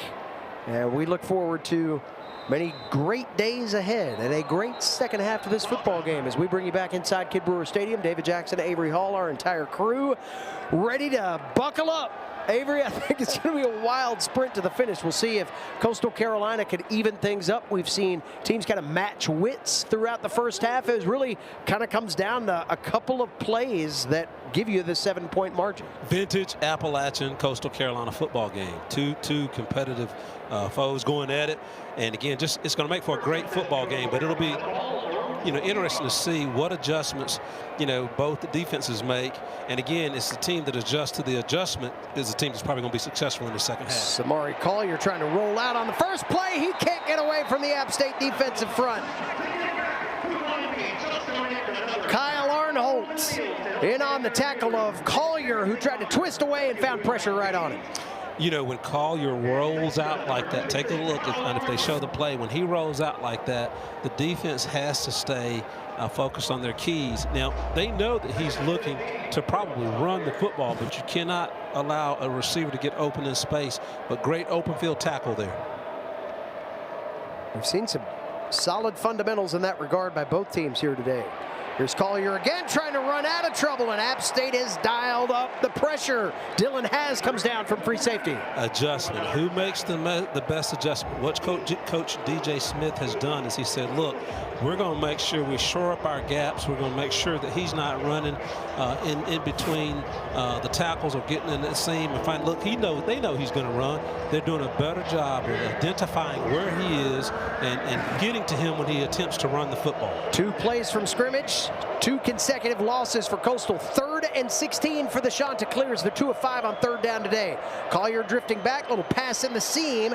That goes to Bryson Graves, and he gets back to the original line to gain at the 25, and that's it. Colton Ferris gets him from behind, and Coastal Carolina will go 3 and out on the opening drive. This is one of a rare opportunity. I think it's the only 3rd punt of the entire day. That's a good response by Appalachian's defense as they come into the second half. Again, Coastal had an opportunity to come out and with both teams exchanging scores, come out and try and put some points on the board. Appalachian did a good job of stopping them, and they should have decent field position as they get the football here. Emil Sebelfunde drives Jaden Barnes back, catches that football inside the 25, and now he's got some room to run. Across the 40, across midfield. He's got one to beat. He's going to take this to the house. The Mountaineers with special teams magic to start off this second half. Outstanding special teams play by the Mountaineers. Again, Coach Jeff Crosby, the special teams coach, is going to be pleased with his guys on the front side of the punt return team by doing a good job of making sure the punt was punted, but also doing a good job of getting back in the wall and creating a seam for Barnes to run in. Crosby's going to be really excited with his punt return team there. 77-yard return for Jaden Barnes, who came into play today as one of the top return men in the Sun Belt. He was 6th in the league in punt return yardage, and now he's going to be in the national conversation after putting points on the board to start this second half in dramatic fashion. Dom DeFreitas, his PAT is good. And the Mountaineers get a 3 and out on the defensive side and turn around a 77-yard punt return to the house. Check it again. Barnes gets 1 tackler, 2, and then it's off to the races. Mountaineers lead it 31-17 here on homecoming Saturday at the Rock.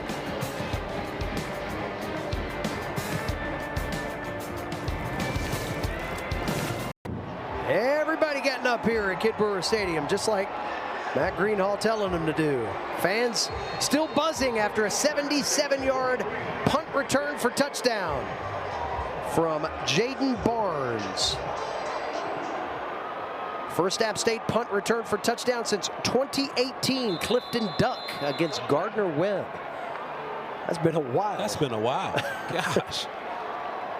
I think my car still smelled good back then. We'll see what Coastal Carolina does to respond. Avery Hall, this could be one of those drives that really dictates how the rest of this game goes. If Coastal Carolina comes back with a punch, expect to see this thing continue in that back and forth fashion. If Appalachian State's defense comes out and played like they did on the opening drive, this could be the beginning of what is a long second half for Coastal Carolina. You look at it, they're coming out in formation where they got trips to the wide side of the field, so that's going to put about 7, 8 guys in the box, really 7 guys in the box. They're going to try and run it and get Collier in space, exactly what they're doing. Collier stiff arms his way through the 30-yard line, picks up 5 on first down. Collier, so far in the game, 9 carries, 41 yards, and a touchdown. He's averaging just under 4.5 yards per touch. Ethan Johnson forced him out of bounds. Second down and a long 4 for the Chanticleers. Yeah, they're trying to spread out this Appalachian defense so that Collier can have some seams and some space to run. But Appalachian's just doing a great job of tackling right now. Here's Simpkins, that same side, left side he goes, and he's into open space, plowing through Zaire Gamble on his way to a first down gain inside Mountaineer territory to the 40-yard line. As soon as I say they're doing a good job of tackling, Coastal Carolina Springs, when you take a look here, again, this is just one of those, you look at the tight end, he does a good job of sealing on our outside linebacker. Good run by Simpkins there. And now another completion by Collier.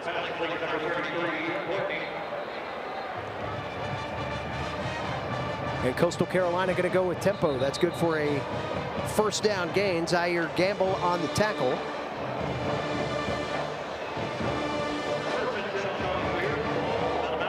The ball actually popped out and was recovered to the 35.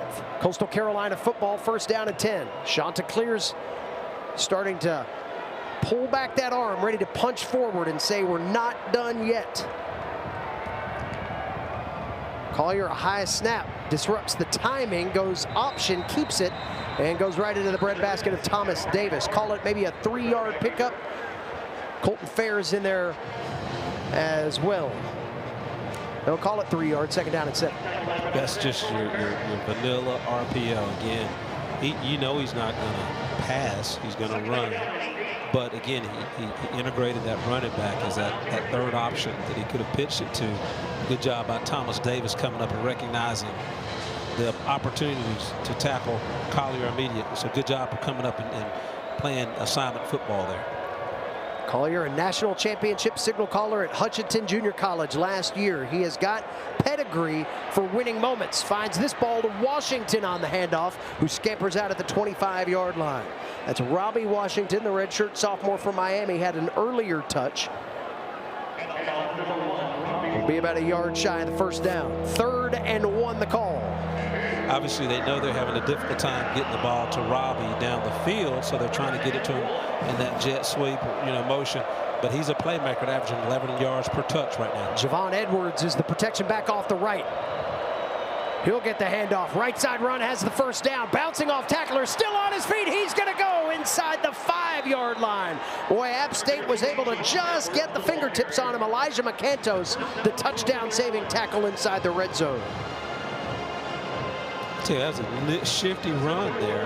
Again, like I said, good vision and good balance there by the running back. Collier using blockers inside the 5.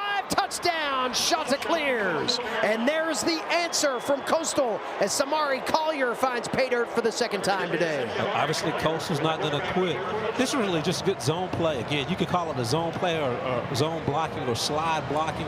But Collier, and he seems to be gimpy, has a gimpy ankle there. But Collier does a good job of just kind of being patient getting behind the offensive lineman, and once he sees that seam, he just gets through it and gets into the end zone. But he's a big guy too, so folks who are watching this on television, Samari Collier is 6'2", 231 pounds. He's a big guy. Kian Afukte pops through the PAT, and we've got a timeout on the field. Just under 10 minutes to go in this third quarter.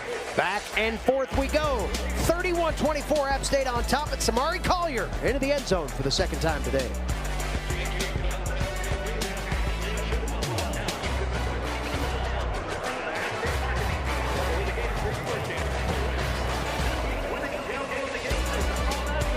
.24 our score. Coastal Carolina back in the end zone. 6-yard touchdown from Samari Collier. Capped a 7-play, 75-yard drive. Number 0 is now number 46. So a 7-point margin again. The difference, a Jaden Barnes punt return for touchdown. App State had a 7-point lead, extended it, and now Coastal Carolina's fought back. Kickoff out of the back of the end zone. And now, for the first time in the second half, here we are under 10 minutes in the third quarter, you get a chance to see the App State offense. J.J. Cole in that first half, 16 of 20, 168, and a pair of touchdowns. App State rushed for only 52 yards, passed for 168. Avery Hall, that rushing total a little bit lower than one might anticipate given the success that Rashad DeBinion and Trig Lewis have had carrying the ball for the majority of the season. Well, the good thing is, DeBinion is getting a little rest with Lewis coming in and sparing him and taking a few totes away from him. But I do think that he's the type back that gets lathered up with more carries. And here he goes, leaning in to the first tackle attempt. That's a 10-yard pickup. Jamarion Wayne wears Rashad DeBinion on that 11-yard run. Good job by the offensive line. Taking a look at it. Everybody does a good job of getting their angle block. DeBinion does a great job of hitting that hole and then getting through it in an explosive manner. But again, he's a type back. As he gets more carries, I mean, he gets better. And so you really want to get him the football at least 20 times a football game. 7 carries, now 8. He's averaging about 5 yards a touch. Spin move maybe one too many times. Jamarion Wayne did not bite on the second one. And DeBinion will pick up 2 on the play. Good job with the offensive line. He had a couple combo blocks and a few isolation blocks. A few more Shanta clears within the box. Good job of coming up and making that open field tackle. Second down and 8 for the Mountaineers. Inside their own 40. DeBinion splitting out now. Comes back as an orbiter. Play action fake. Cole eludes some pressure and gets tripped up from behind. Noah Arinze got him from the backside and trips him up about 2 yards into his run-up field. To call it a 2-yard gain, that could have been much, much more had Arinze not gotten there. I tell you, had Arinze not gotten there, I think he could have maybe achieved the first down. Again, Cole did a good job of recognizing that all of the receivers were well covered, and he tries to run, but Arinze said, not today. 6'6", 272 pounds, lots of range there. Cole has that ball batted away on 3rd down and 6, and Coastal Carolina gets a stand. Call it Sawyer Gorham Welch with the deflection up at the line of scrimmage. And Cole and the Mountaineers will see this drive come to an end. You know, when J.J. Cole, he's 6'7", 245, and whenever you say a pass batted down, you're like, who's the guy that knocked that one down? But folks, keep in mind, Coastal Carolina has one of the bigger defensive lines I think that we've probably seen. They've got a 6'5" guy, 6'4" guy, another 6'5" and a 6'6" guy across that front on their 4-down lineman. Ian Ratliff. It's a fake, actually. Fake on the punt play, and the Mountaineers have a first down. Ian Ratliff came on to punt, and the Mountaineers went with the fake instead. Tell you what, DJ, it's good that you got 2 coaches. You had an onside kick earlier in this football game. You got a fake punt, and again, that was well executed. Good blocking up front on the proverbial offensive line, but good job by number 11 scampering. Take a look here. Good blocking. Good job of sealing folks off, allowing him to have the seam to get to the outside. That's Juan Burchell, who took that early snap and took off. So the Mountaineers back to it, 1st and 10. Here's Rashad DeBinion kind of clawing through some arm tackles. Picks up an extra yard. That should have been a tackle for loss, but Dabinion makes it a 1-yard run. Schematically, you just got to love this football game. Again, one team goes for an onside early in the football game. Now you got a punt fake, and these coaches are not holding anything back in their play calling. So you just got to love the sequence of plays and the things that are transpiring in this football game. Coastal Carolina bringing some heat. Barnes on the catch. Check that. Sanchez on the catch underneath the numbers inside the 30 to the 27. That'll move the chains for a first down. Quick pass. Zamarion Gordon on the tackle. Cole had to get rid of it, and he found Sanchez for the first down. That's not an easy throw. You're throwing across the field. Again, he does a good job of tossing it out there, giving his receiver a chance to catch the ball and make an upfield or a football move. That's just a heck of an effort by Sanchez in getting yards after the catch, after the initial contact. 2 catches, 30 yards for Alex Sanchez. He had that game icer against Charlotte earlier this year. Dabinion carries down to the 25, picks up 2, maybe 3 yards on first down. I mean, again, you got to like the sequence of the play calls, because again, you run the ball, you throw it, you do the horizontal pass game, you do the vertical pass game, you do power football, you do finesse football. I like the way the game is being called today, Dave Jackson.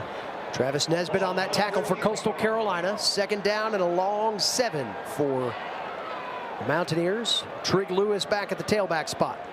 3 receivers up top for J.J. Cole. Cole drifting back a couple of steps. Good pickup of pressure. Now Cole takes off underneath the numbers 10 and cuts back to the 9-yard line. Upended out of bounds, but he gets the first down gain nonetheless. That's really just a high IQ play. Look, he's going through his read progression. Nobody's open. He's not going to throw a bad ball. He decides to pick up the first down via his legs. He can clearly see on the left side of the field, the boundary side of the field, that he had a lot of real estate. Smart football by J.J. Cole. Cole a little bit stunned as he gets up. First down handoff, Lewis. Up the middle, bouncing off tacklers to the 7-yard line. That'll be 2nd and goal for the Mountaineers. This tackle made by Miles Muyung, the redshirt senior from Miami. I tell you what, I'm not sure if Jaden's still in there, but Donnell Nix, Caden Sweat, Will Flowers, Trent Ramsey, Shamar Jackson, those guys are they're rolling up their sleeves and putting in some good work on the offensive line. 2nd and Cole. Cole back, looking for the corner. That ball deflected at the line of scrimmage, intended for Cummings. That'll bring up 3rd down and goal now. Noah Urenze, again, he's 6'6", folks. He's tall, and you know, you got a quarterback who's 6'7". Well, they're looking each other in the eye. So he's doing a good job of getting his hands up and knocking that football down. Jeremiah Johnson said Urenze needed to bring pressure off that side. He has done so, especially here in the second half, really bothering J.J. Cole from about the 2-minute mark of the second quarter on. Here's 3rd down and goal for App State. 3rd and 7, the call. Dabinion underneath. Cole drifts back, finds Dabinion in the flat. He cannot make the catch. Got hit from behind. Popped very quickly by Lionel Whitaker. That dislodges the ball, and that brings out the field goal unit. So Coastal Carolina gets the stand, and that they don't give up the touchdown. And you know, Cole went to the right read. Again, they showed pre-snap, they showed 3 down linemen rushing, but they rushed forward, had a linebacker come from that zone, and Cole is trying to throw in that direction. But that's just a great play by Lionel Whitaker coming up and hitting the receiver and dislodging that football. 25-yard attempt for Dominic DeFreitas. He's hit from 31 already today, and he nails this one as well. So Mountaineers get 3. They use a little trickery to do it. The fake punt keeps the drive alive, and Dom DeFreitas puts points on the board. 34-24, 10-point lead for the black and gold here at the Rock and Boone. Stadium special swag for homecoming this year. You see the Flying Yosef logo on the helmet. This predates Avery Hall. This is more early 80s than late 80s. You never got the Flying Yosef gear, right? Flying Yosef gear had the Jerry Moore produced Block A, but I love the Flying Yosef. It reminds me of champions, because I think back in '86 and '87 they won championships wearing that Flying Yosef logo. That's the Sparky Woods era. That's Dino Hackett, who Absolutely. we talked to a few weeks ago. He was one of those Flying Yosef helmet-wearing Mountaineer linebackers. And John Settle, another one. I think that's why the Yosef was flying, because Settle was running so fast it could never get worked out. Something to that flying Yosef, because even today we've been flying around on defense a little bit, flying around on offense. Obviously, we've got to find a way to stop this Coastal Carolina offense, but the team seems to have a little more pep in their step, so I like that flying Yosef logo. 25-yard field goal from Dom DeFreitas. That gives us a 10-point margin now. 34-24, App State in front.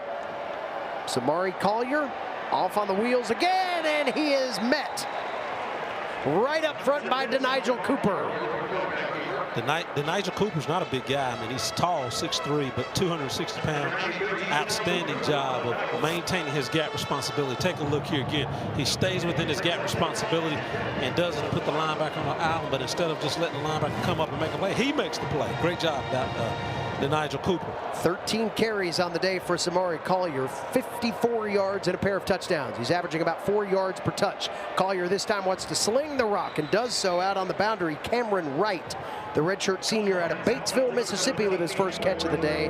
That'll bring up third down and a long 6 for Coastal Carolina. Chanticleers today 3 of 7 on third down. App State defensively trying to turn up some heat. The Mountaineers 4th in the Sun Belt on third down defense coming into play today. 4 down lineman. I expect him to try and get around the backside on the boundary side with Collier or the running back on this particular play here. Dominic Nicely is the running back. He's off the now left hip of Collier. Play clock down to 5. Collier kind of bobbles the snap initially and completes the pass once again. That's a first down grab for Cameron Wright up near the 45-yard line. They'll mark him at the 43. Zaire Gamble on the stop. Chanticleers move the chains. That's a good job of number 17, Cameron Wright, 6'4", 207. Take a look. He just gets right in front of that zone coverage, hides a little bit. Good throw by Collier. And again, good run after the catch. First down and 10, Coastal at the 43-yard line. Their own territory, driving over the top of the block A at midfield. Collier on the day passing 7 of 13, just 52 yards. Threw that one interception right before halftime that led to the App State field goal, part of this 10-point margin. Well, play action look, underneath pass, caught by Graves over on the far sideline. And Bryson Graves nearly gets a first down gain. They'll call it 8 yards on the catch. Thomas Davis and Ethan Johnson ran him out. Well, that was kind of a sidewinder, man. He dropped down 3/4 to get that pass out. Collier on second down and short. Handoff good for a first down gain. That's Javon Edwards. And check that. That's Dominique Nicely. Colton Ferris in on the tackle. Good job by Colton Ferris coming up, filling that hole and making a good tackle there. Ferris came into play today with interceptions in his last 2. The only player in the FBS with 30 tackles, 2 interceptions, and at least 6 tackles for loss. He has been active and involved again here today. 1st and 10, Coastal at the Mountaineer 45-yard line. Down 10, trying to bring it back to a 1-possession game. There's another sidearm pass complete. That's the tight end Brooks Johnson on the ground. That'll pick up 3 yards on first down. You know, with the play calling by Hollingshead, the offensive coordinator of Coastal Carolina, obviously he's probably trying to set something up deep, something vertical that's going to eventually get behind the safeties. A lot of horizontal passes, obviously a lot of quarterback belly plays, a lot of running backs inside, run that inside zone. I guarantee you he's going to try and take a shot here soon to go over top of this defense. Javen Simpkins, the protection back off the right-hand side of Collier in the shotgun. Second and short, a little reverse action. Coming back around the corner is Gilly, trying to get that corner left, and the Mountaineers sniff it out. McCantos gets to him. That's a long way to run for a 1-yard gain as Elijah McCantos stayed true to his route. I tell you what, Elijah McCantos coming from that, he's an nickel, coming in and does a great job of just hustling and getting on that side. Look, he comes up and makes an authoritative tackle. Again, good open field tackle by McCantos. Again, Gilly had to run at least 40 yards to gain 1. All the way to one side, back to the other. 3rd down and 7. Coastal 4 of 8 on third down this afternoon. Shotgun snap, a lot of movement, plays blown dead. That's a false start. It looks like somebody on the offensive line got excited and jumped. But, you know, Collier was probably excited as well because he had 2 receivers on the wide side of the field without a safety valve. Defense, number 9. Wow, that's an offside against Dylan Manuel instead of the false start. So the movement against App State, still not enough for a first down, but makes it a much more manageable third down. We've got third down and 2 now from the Mountaineer 37. So yeah, you definitely got to play gap responsibility here because they're going. I'm sure Collier's going to run that football. Collier with Simpkins off his left. Collier drifting back and a throw it on 3rd and 2. He's got a man moving down the sideline. That's caught.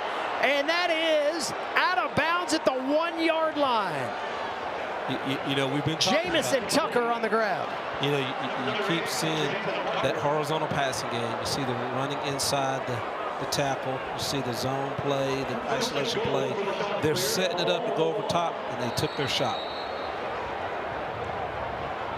Coastal going to go for it quickly, and I think they're going to review this. They're going to see if he hit the pylon and call this a touchdown. I thought from the naked eye, it looked like Tucker got the pylon before he stepped out. But we will see. Scott Broadway will yield to the upstairs replay folks, and we'll check it again. And poor Scott Broadway, he's got to run all the way down to the other end.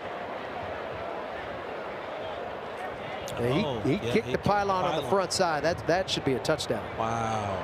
Wow. He secured the catch. Take a look here. He secures the catch. He gets the 1 foot down. Secures the catch there. The foot down hits the pylon.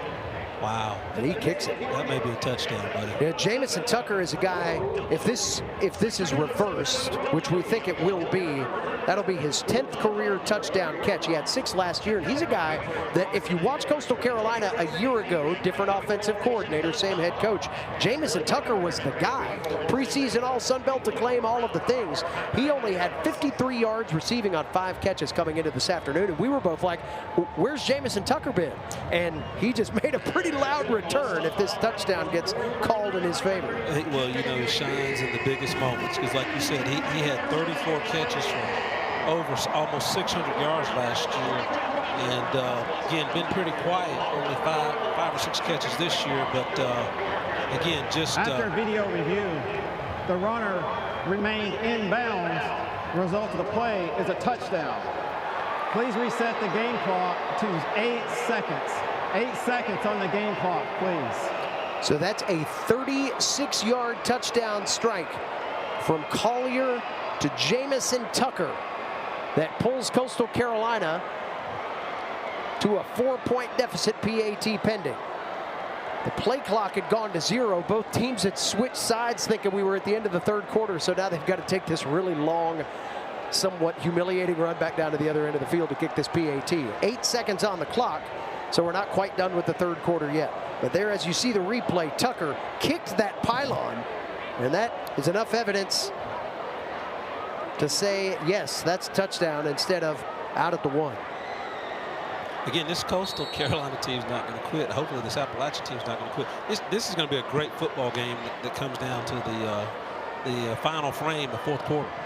Fute's PAT is up and good, and it's a field goal game here at the Rock with 8 seconds left in the 3rd quarter. Avery Hall, this has been the punch counter punch game, and we've seen both teams be in position to kind of give the advantage away, but neither one of them can get the distance from one another to really kind of take that advantage and run with it. Hey, David, that's vintage Appalachian Coastal Carolina. I hate to be redundant, but think about this. Outside of last year's game where they just kind of embarrassed Appalachian a little bit, every ball game has come down to a field goal or a last possession or last couple possessions. So this game is not any different. And you got 2 competitive football teams. And now Appalachian should have a big chip on their shoulder because they've lost the last 2.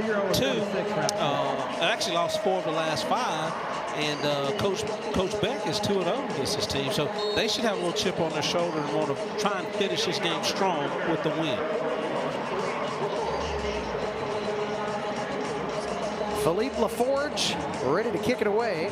He has sent just about everything out of the back of the end zone today. He was the number 16 kicker nationally out of last year's class. Shorter kickoff this time, but we'll still get to the end zone. Kamani Alexander's bringing it out. He said, I saw Jaden Barnes on the punt return. I want to do something special, and that might not have been the best plan. Gets tackled at the 11-yard line by a sprinting Coastal Carolina special teams defensive unit. As I say, that's FOMO gone bad. Fear of missing out. You said he wanted to run out like Barnes. That didn't go too well. You probably want to kind of let that ball settle in the end zone, and of course you start at the 25. So 4 seconds remain on this third quarter clock. This has been a whole lot of offense. 65 points. First and 10, App State from their own 11. Long way for J.J. Cole and crew to go. Cole 17 of 24 in the passing game, 180 yards and a pair of touchdowns. Handoff straight up the middle. Trig Lewis into the secondary to the 21-yard line. The end of the third quarter. And that will be the end of the third quarter of play. So now everybody can switch fields, and the Mountaineers nearly have a first down gain coming out of this. They've got an injured player down. That's Trent Ramsey. We'll sort that out as we go to break here in Boone. Buckle up, folks. We've got a 3-point game and 15 minutes left to decide it. 34-31, App State on top of Coastal Carolina here at Kidd Brewer Stadium in Boone. It's two line.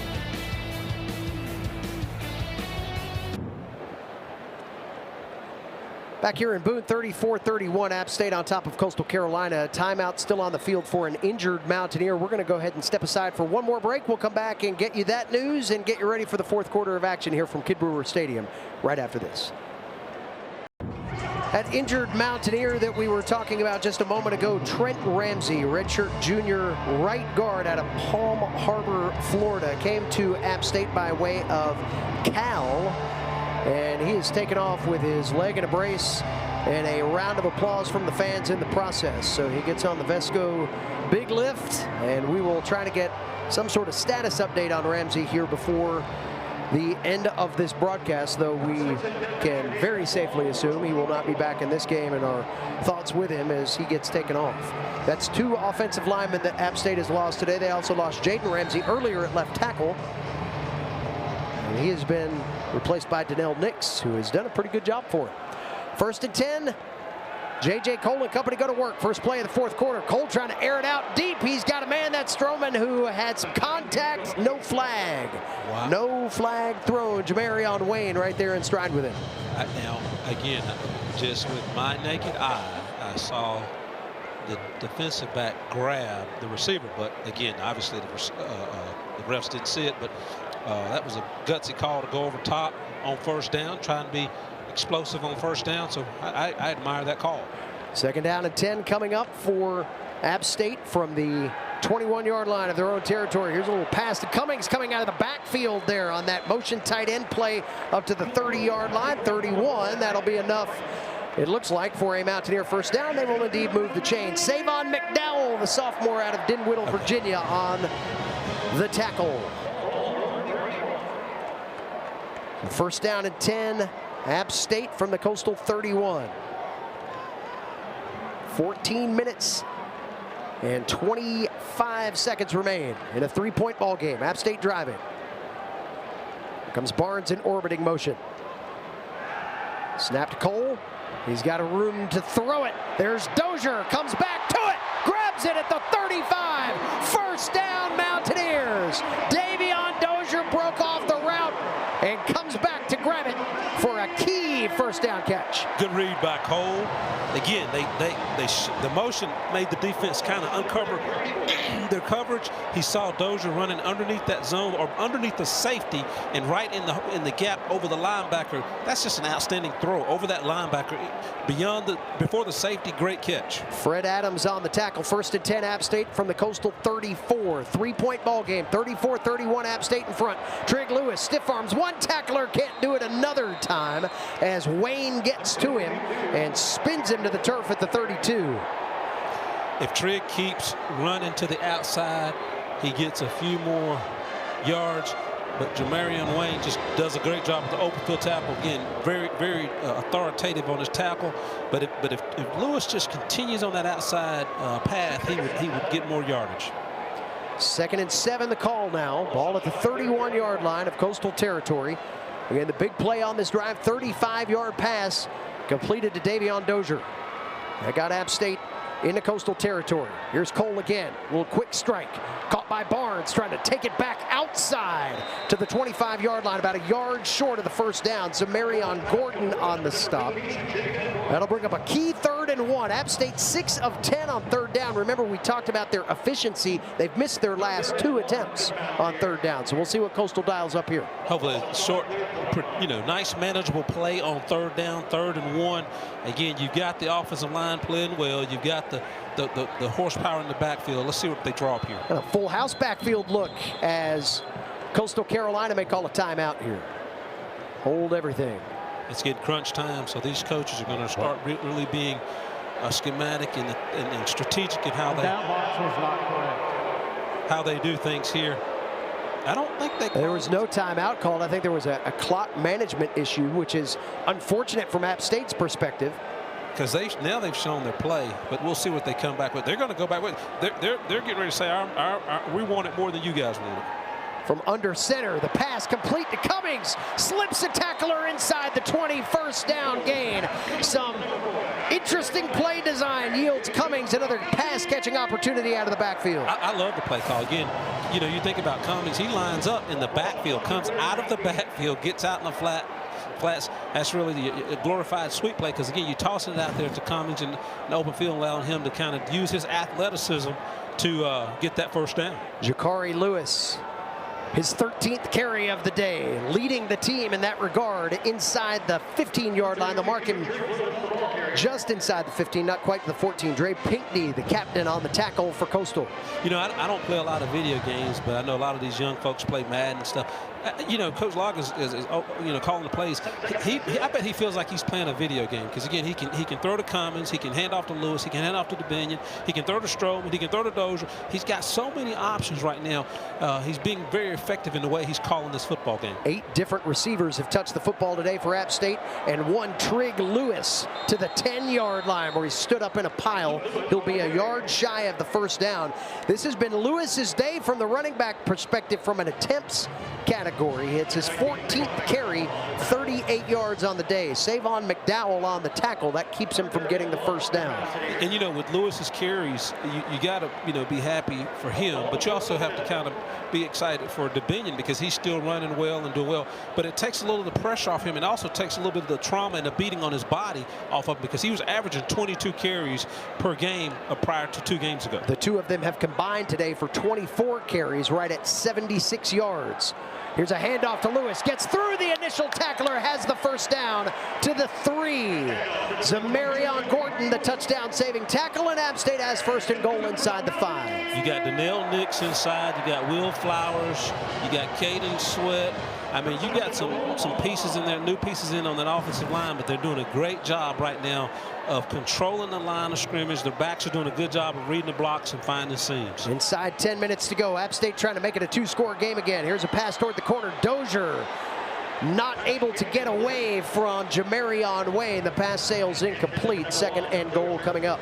Jamarion Wayne, again, just doing a good job. He's 6'2", and then you got Dozier, who's 6'4". Again, Dozier was not able to get separation, and you got 2 big receivers, so that 50-50 ball, nobody won that one. 2nd and goal from the 4. Dozier out to the top of your screen. He's split off to the left side. Trig Lewis, the right side running back. Here comes Dozier in motion. Cole with the snap. Pass over to Dozier. Tries to grab it. Cannot control right on the goal line. All he had to do is catch and take a step. Instead, it's 3rd and goal. Tell you, that was a nicely drawn up play again. Rolling Coles out, quick throw, and Dozier just couldn't hang on to it. Again, it hits him in the hands, in his both hands, and he just couldn't pull it in. And the key is Appalachian wants to come out of this drive. It's been a pretty good drive. They want to come out with a touchdown here. Here's Cole again. trying to take off on the run. Spin move back to the line of scrimmage to the 4. Interestingly enough, 1st and goal inside the 5, and that's 3 consecutive pass plays. Well, and you know, that's why sometimes, you know, you have to admire that. Because, see, if you run 3 plays, you don't get it, you're damned if you do, damned if you don't, excuse my French. But that, you know, I like the aggressiveness of the play call. You wanted a touchdown on this drive, but you're going to have to settle for a field goal, which is still going to make it a one-possession ball game and makes it a situation where they've got to score a touchdown. DeFreitas from 23. His kick on the way is good, and that's his 3rd short yardage field goal of the day. So Coastal Carolina sees App State get inside the 5. They hold them to a field goal. It's a 1-possession game. 37-31, App State by 6 with 9 minutes to go at the Rock. It's your perfect evening here at Kid Brewer Stadium. Starting to get cool now that the sun is going down, but the action on the field remains white hot. 68 combined points between these two teams. App State gets a 23-yard field goal from Dom DeFreitas, caps off a 14-play, 84-yard drive. Took 6 minutes, got inside the 4-yard line, but Coastal Carolina gets the defensive stand they needed and maintained just a 6-point deficit. Touchdown and an extra point puts you ahead on this drive.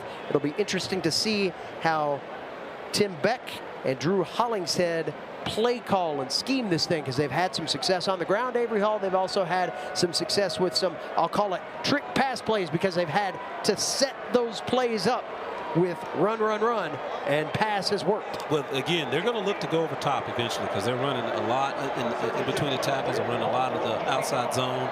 They're also kind of throwing that horizontal pass game. So they're going to try and go over top. But what's ironic is they've scored 31 points here today. They only averaged 14 coming into this ball game. Samari Collier on the run play picks up 3 yards on 1st down. Collier good for 156 total yards of offense now on the day. Jalen Willis on the stop for App State. Collier has thrown for 99. He has now run for 57. Check that, 58 on 14 attempts, averaging 4 yards per carry from the QB spot. It's almost like having an extra running back there, though with a good enough arm to throw for 99 yards on 10 of 16 completions. Here's a pass out toward the sideline. That's complete. First catch for Carmelo English, the junior out of West Georgia. He's got his catch of the ball game. He has not had a multi-receiving effort yet this year.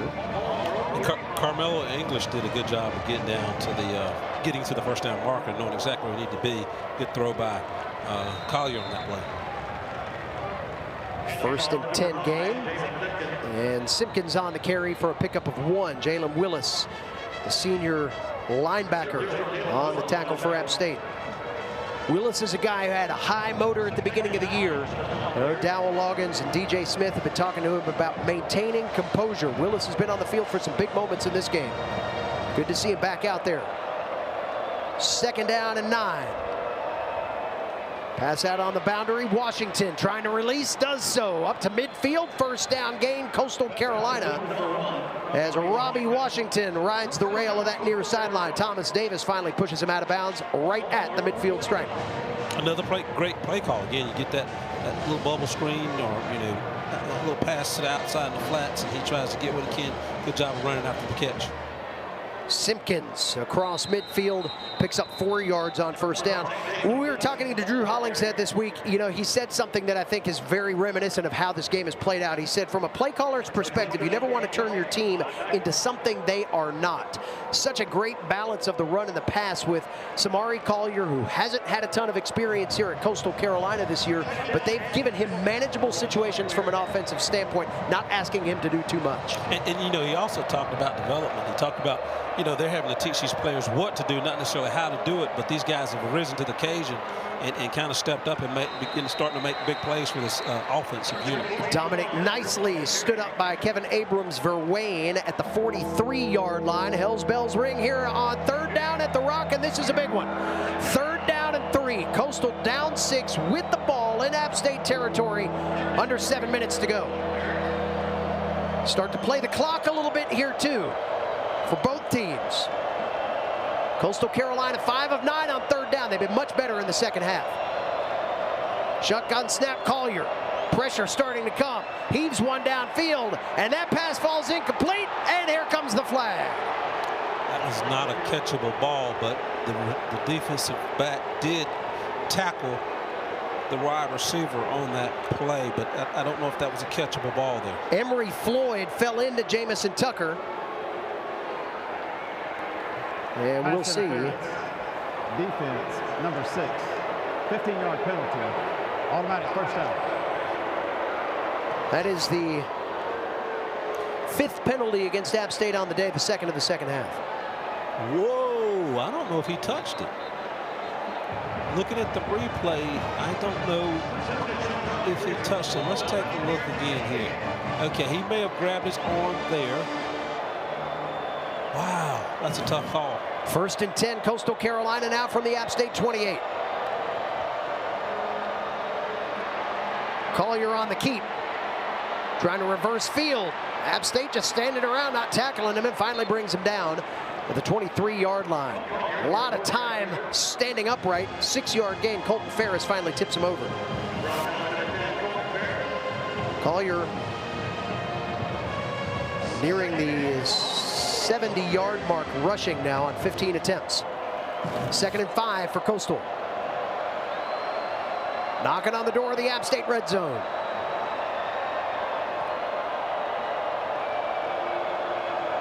The back is Simpkins off the right-hand side of Collier. Play clock down to 8.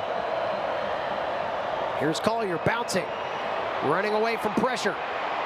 And will heave this ball into the sideline. Great pursuit there by Kyle Arnholt. And that'll bring up 3rd down and 5. Smart decision by Collier. Again, he's outside the tackle box, so he can get rid of that. It's not intentional grounding, but again, you know, pretty good penetration by the 3 technique, which is the defensive tackle, the 1 technique, get penetration, forcing him outside, and he just didn't have any receiver to go to. All the defenders had really not allowed any separation. He didn't have anywhere to go with the football. Collier a little tender with that ankle as he comes into the shotgun. 3 wide up top. Man underneath is Carmelo English. 3rd and 5, Coastal. Collier on the keep, has the first down and more. Tripped up at the 12-yard line, nearly took out the official with him. Zaire Gamble on the tackle, 1st down, Coastal Carolina. Gosh, he read that pretty well. I mean, again, it does not look like man coverage, but he clearly, that's a design quarterback run.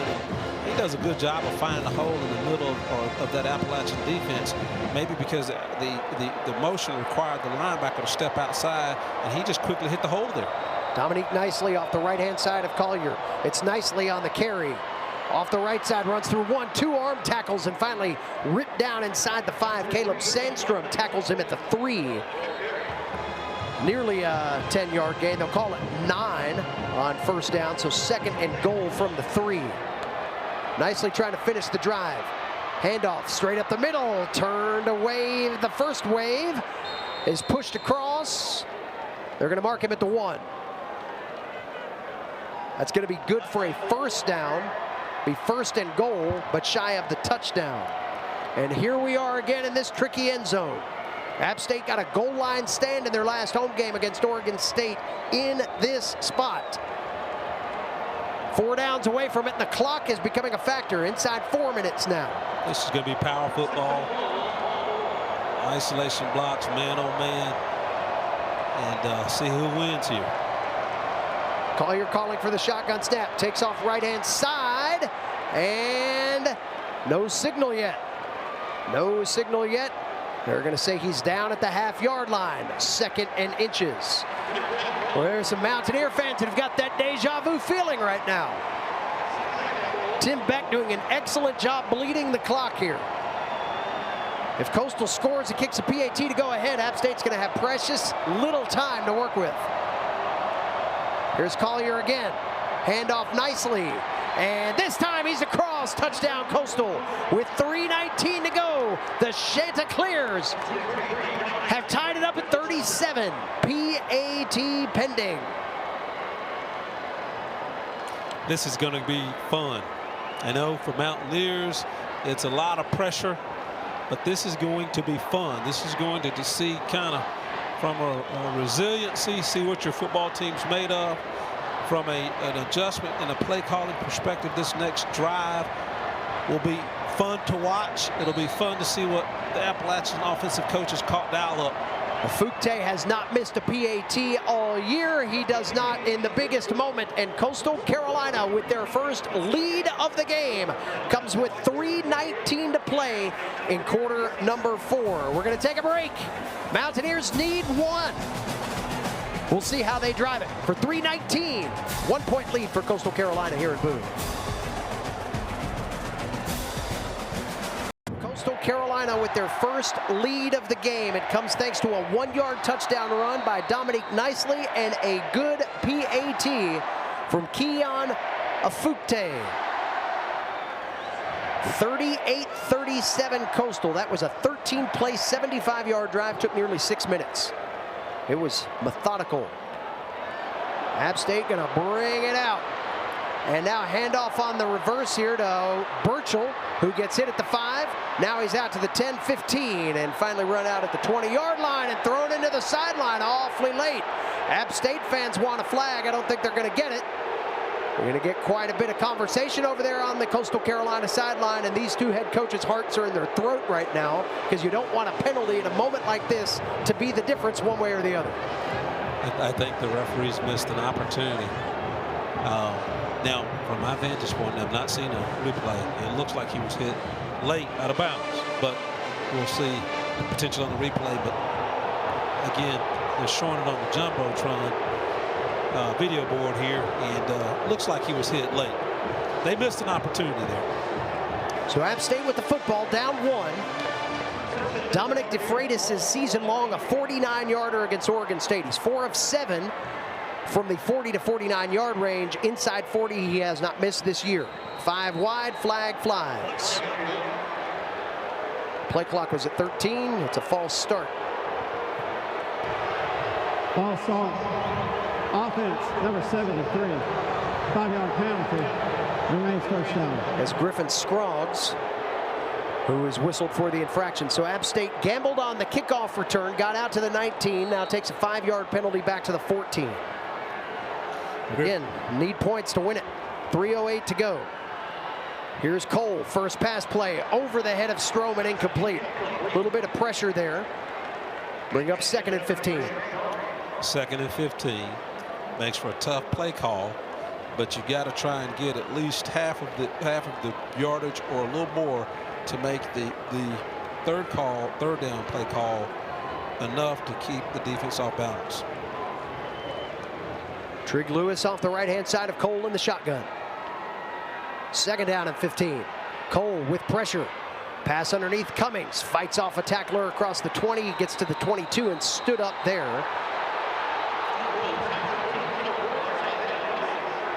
App State fans asking about contact after the whistle. They're feisty right now. Check that 3rd down and 7 coming up. I mean, you think about it. You're down by 10. You come back. You're up by 1. You got every right to be feisty, and it's called confidence. You got Coastal Carolina, the Chanticleers have a bunch of confidence right now, and they're trying to put this ball game away. This is a big 3rd down for Appalachian. 3rd down and 7. Cole with time.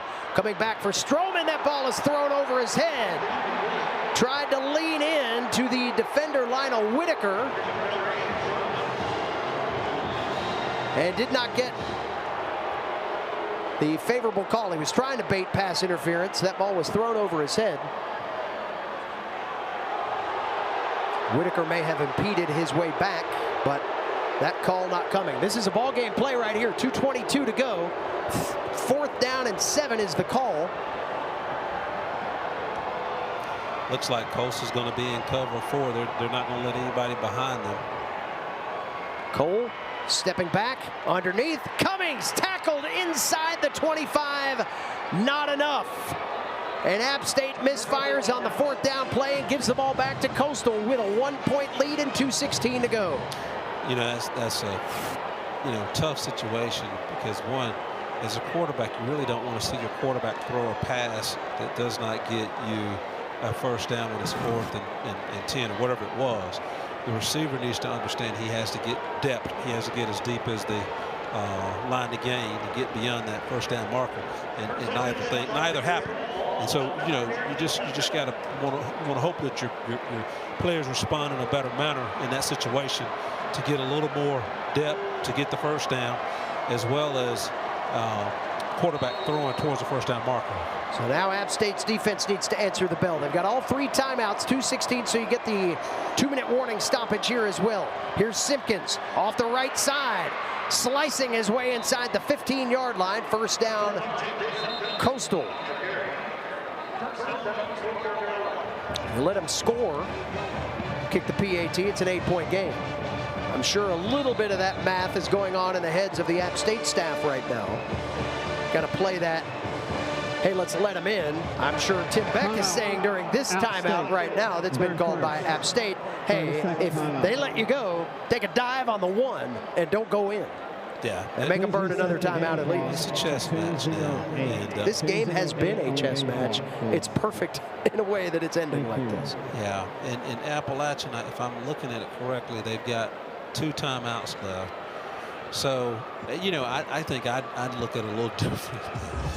You know, I'd try and see if I can stop them and at least get the ball back. And you're not going to have any timeouts if you can stop them in the next 3 downs.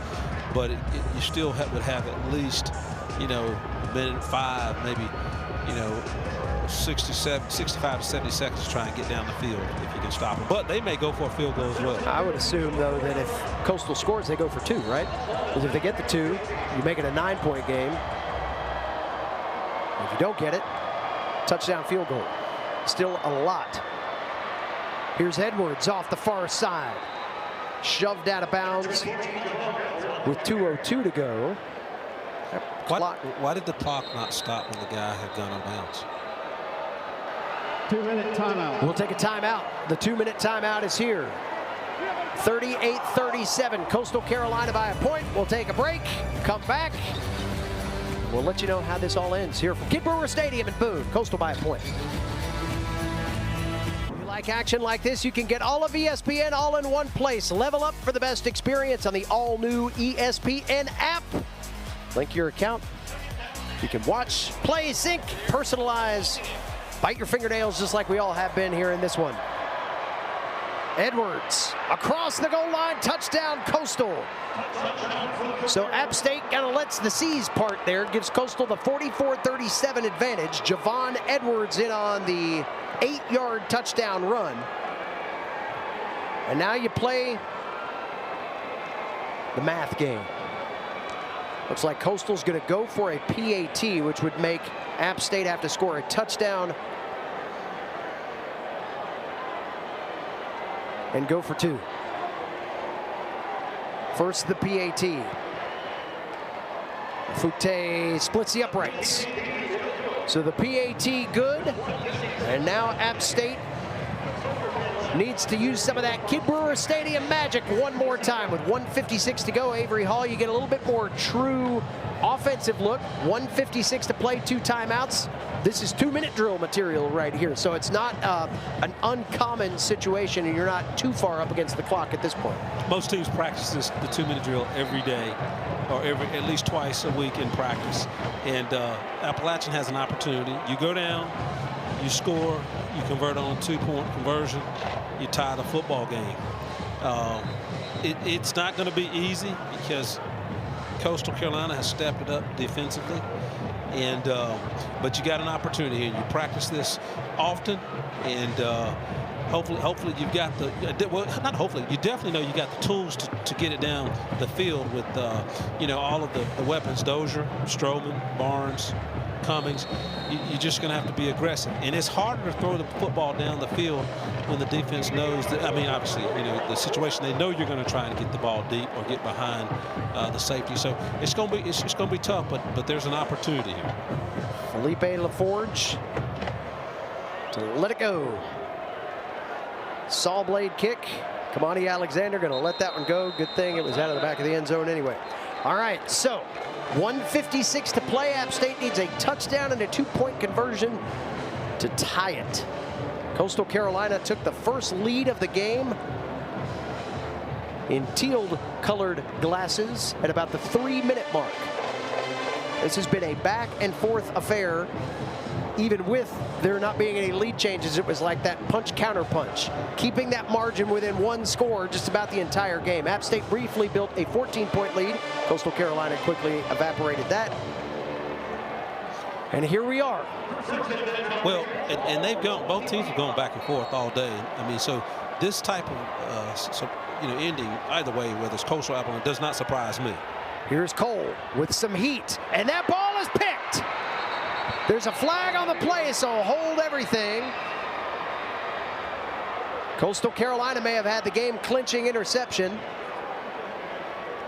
Hold that thought. Luke Murphy has the football.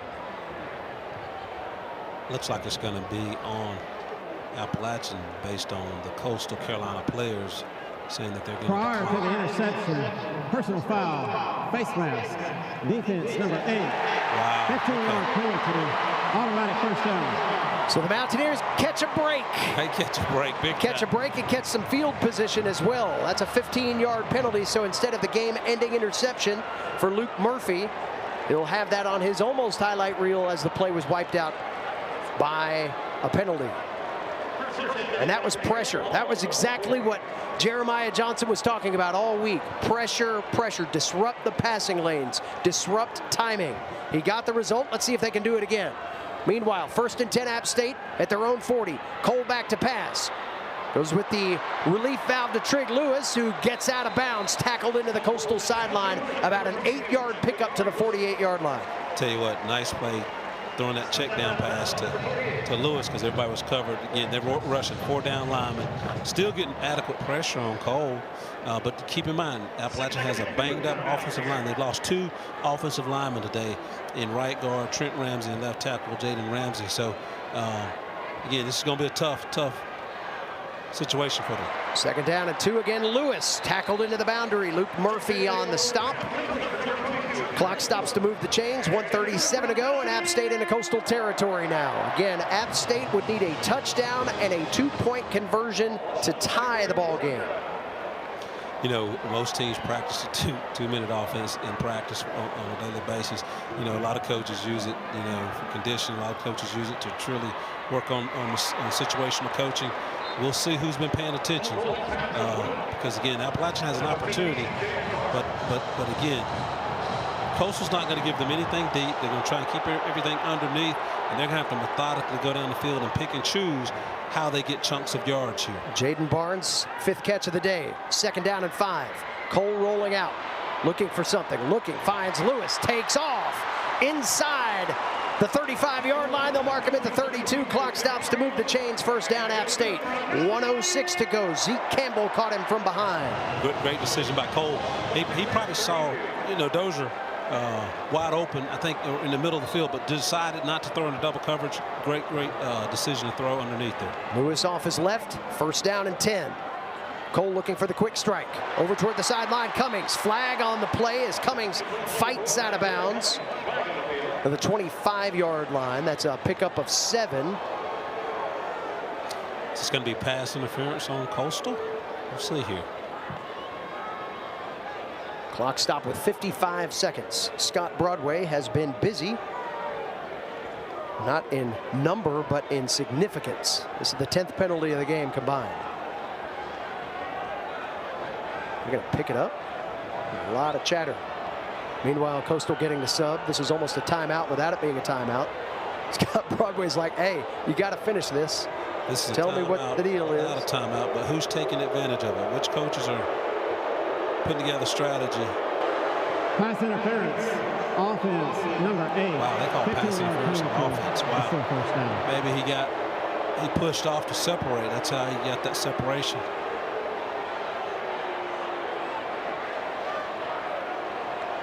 Interestingly enough, it was Cummings that caught the ball, and the penalty was against Stroman. So that'll back App State up to the 47-yard line. And maybe 1st and 25. Pick or rub. Yeah. It was illegal there, but we didn't see the replay. Here's Cole again, looking underneath, and that pass is dropped. Tough pass. It was over the head of Jaden Barnes. He had to sky up and kind of corral it. I think he felt like he was going to get rocked. Trey Brown was there on the pressure. Trey Brown getting pressure. Again, keep in mind, this is a patched up offensive line. They had 2 guys go down in this football game, and Jaden Ramsey and Trent Ramsey. And again, I'm not making any excuses. What I'm saying is you got 2 new guys in there. A lot of these guys, you know, even the guys who've been starters have not played a long time together. So you got 2 new guys, and they're trying to protect our quarterback now. 2nd and 25. Cole airing that one out. Dozier has that ball tipped off of his fingertips and falls incomplete. Miles Young on the play. That ball fell at the feet of Fred Adams. That'll bring 3rd and 25 up. 2 more shots to move the sticks. 3rd and 25 is a hard play call, but you got to find a way. With 44 seconds, down by 8, 44 seconds left. You got to find a way to get at least half of it now. Cole drifting back. Backside pressure. Ball is out. And Coastal's got it. Ball game at the Rock. The Coastal Carolina Chanticleers have come all the way back. They force a fumble on the last play. Knocked the ball loose from Cole for the 2nd time today. And this time it cost the Mountaineers the game. Tell you what, again. Arinze was the one that got him. And Arinze was the player that Jeremiah Johnson, the defensive coordinator, talked a lot about this week. I mean, he said he's a heck of a ball player, and he shows it. Big-time players make plays at big times and in big-time situations. And Noah, 6'6", 272, does a great job of putting pressure and knocking that ball loose from Cole. Zeke Campbell in on there as well. Well, if this holds, this will be the 4th straight win for Coastal. Or that 3rd win under Beck. He's won 2. Yep. This will be 3, and he'll be 3-0 versus the Mountaineers. Take the knee. And Samari Collier, how about his effort today? 118 passing, 74 rushing, ran the offense, Avery. And that was a big question mark coming into this. What kind of quarterback play would Coastal Carolina get? They got enough to win the ball game. Well, and again, you know, it's a situation where kudos to Coastal Carolina's coaches, because they knew what they had in their personnel. And they knew they worked within their personnel to find a way to be effective and efficient as an offense. Hey, keep in mind, Hollingshead wants to throw the football, but he knew today to win this football game he had to run it. And kudos to them for using the personnel and using their personnel wisely to be successful here today. Coastal Carolina keeps the pressure on James Madison. They move to 3-1 in league play. 2 straight now for Tim Beck's crew as they improve to 4-3. Avery Hall, your final thoughts on what was a barn burner here at the Rock? You know what? Good football game. Didn't come out the Appalachian way, but it was fun to watch. Again, Appalachian, you know, can learn. Again, defensively, I was shocked that they scored 45 points on this defense when they were averaging 14 points. Again, went 2 games without any turnovers, critical turnovers today. Just a tough situation for this Appalachian football team. Back-to-back games now for Coastal Carolina, and rushing for over 240 yards as these 2 teams want to reminisce about the game that was. We will get away from that because we're better than that kind of stuff, quite honestly, here at the old ESPN Plus. So the final score, 45-37. Again, Coastal Carolina rushes for 240. That's 410 total offense. And Samari Collier again, 74 yards passing, 118 yards passing, 74 yards rushing. He was responsible for 3 touchdowns in the game. That'll do it for us here from the Rock, as again, all these folks want to do is just talk about how great this game was. For our entire talented ESPN production crew here in Boone, analyst Avery Hall, our spotter Scott Elliott, I'm David Jackson saying so long from the Rock, where Coastal Carolina comes back and gets App State 45-37. All games airing on ESPN networks are streaming live and archived on that brand new ESPN app. This has been a presentation of ESPN. Good night from Boone.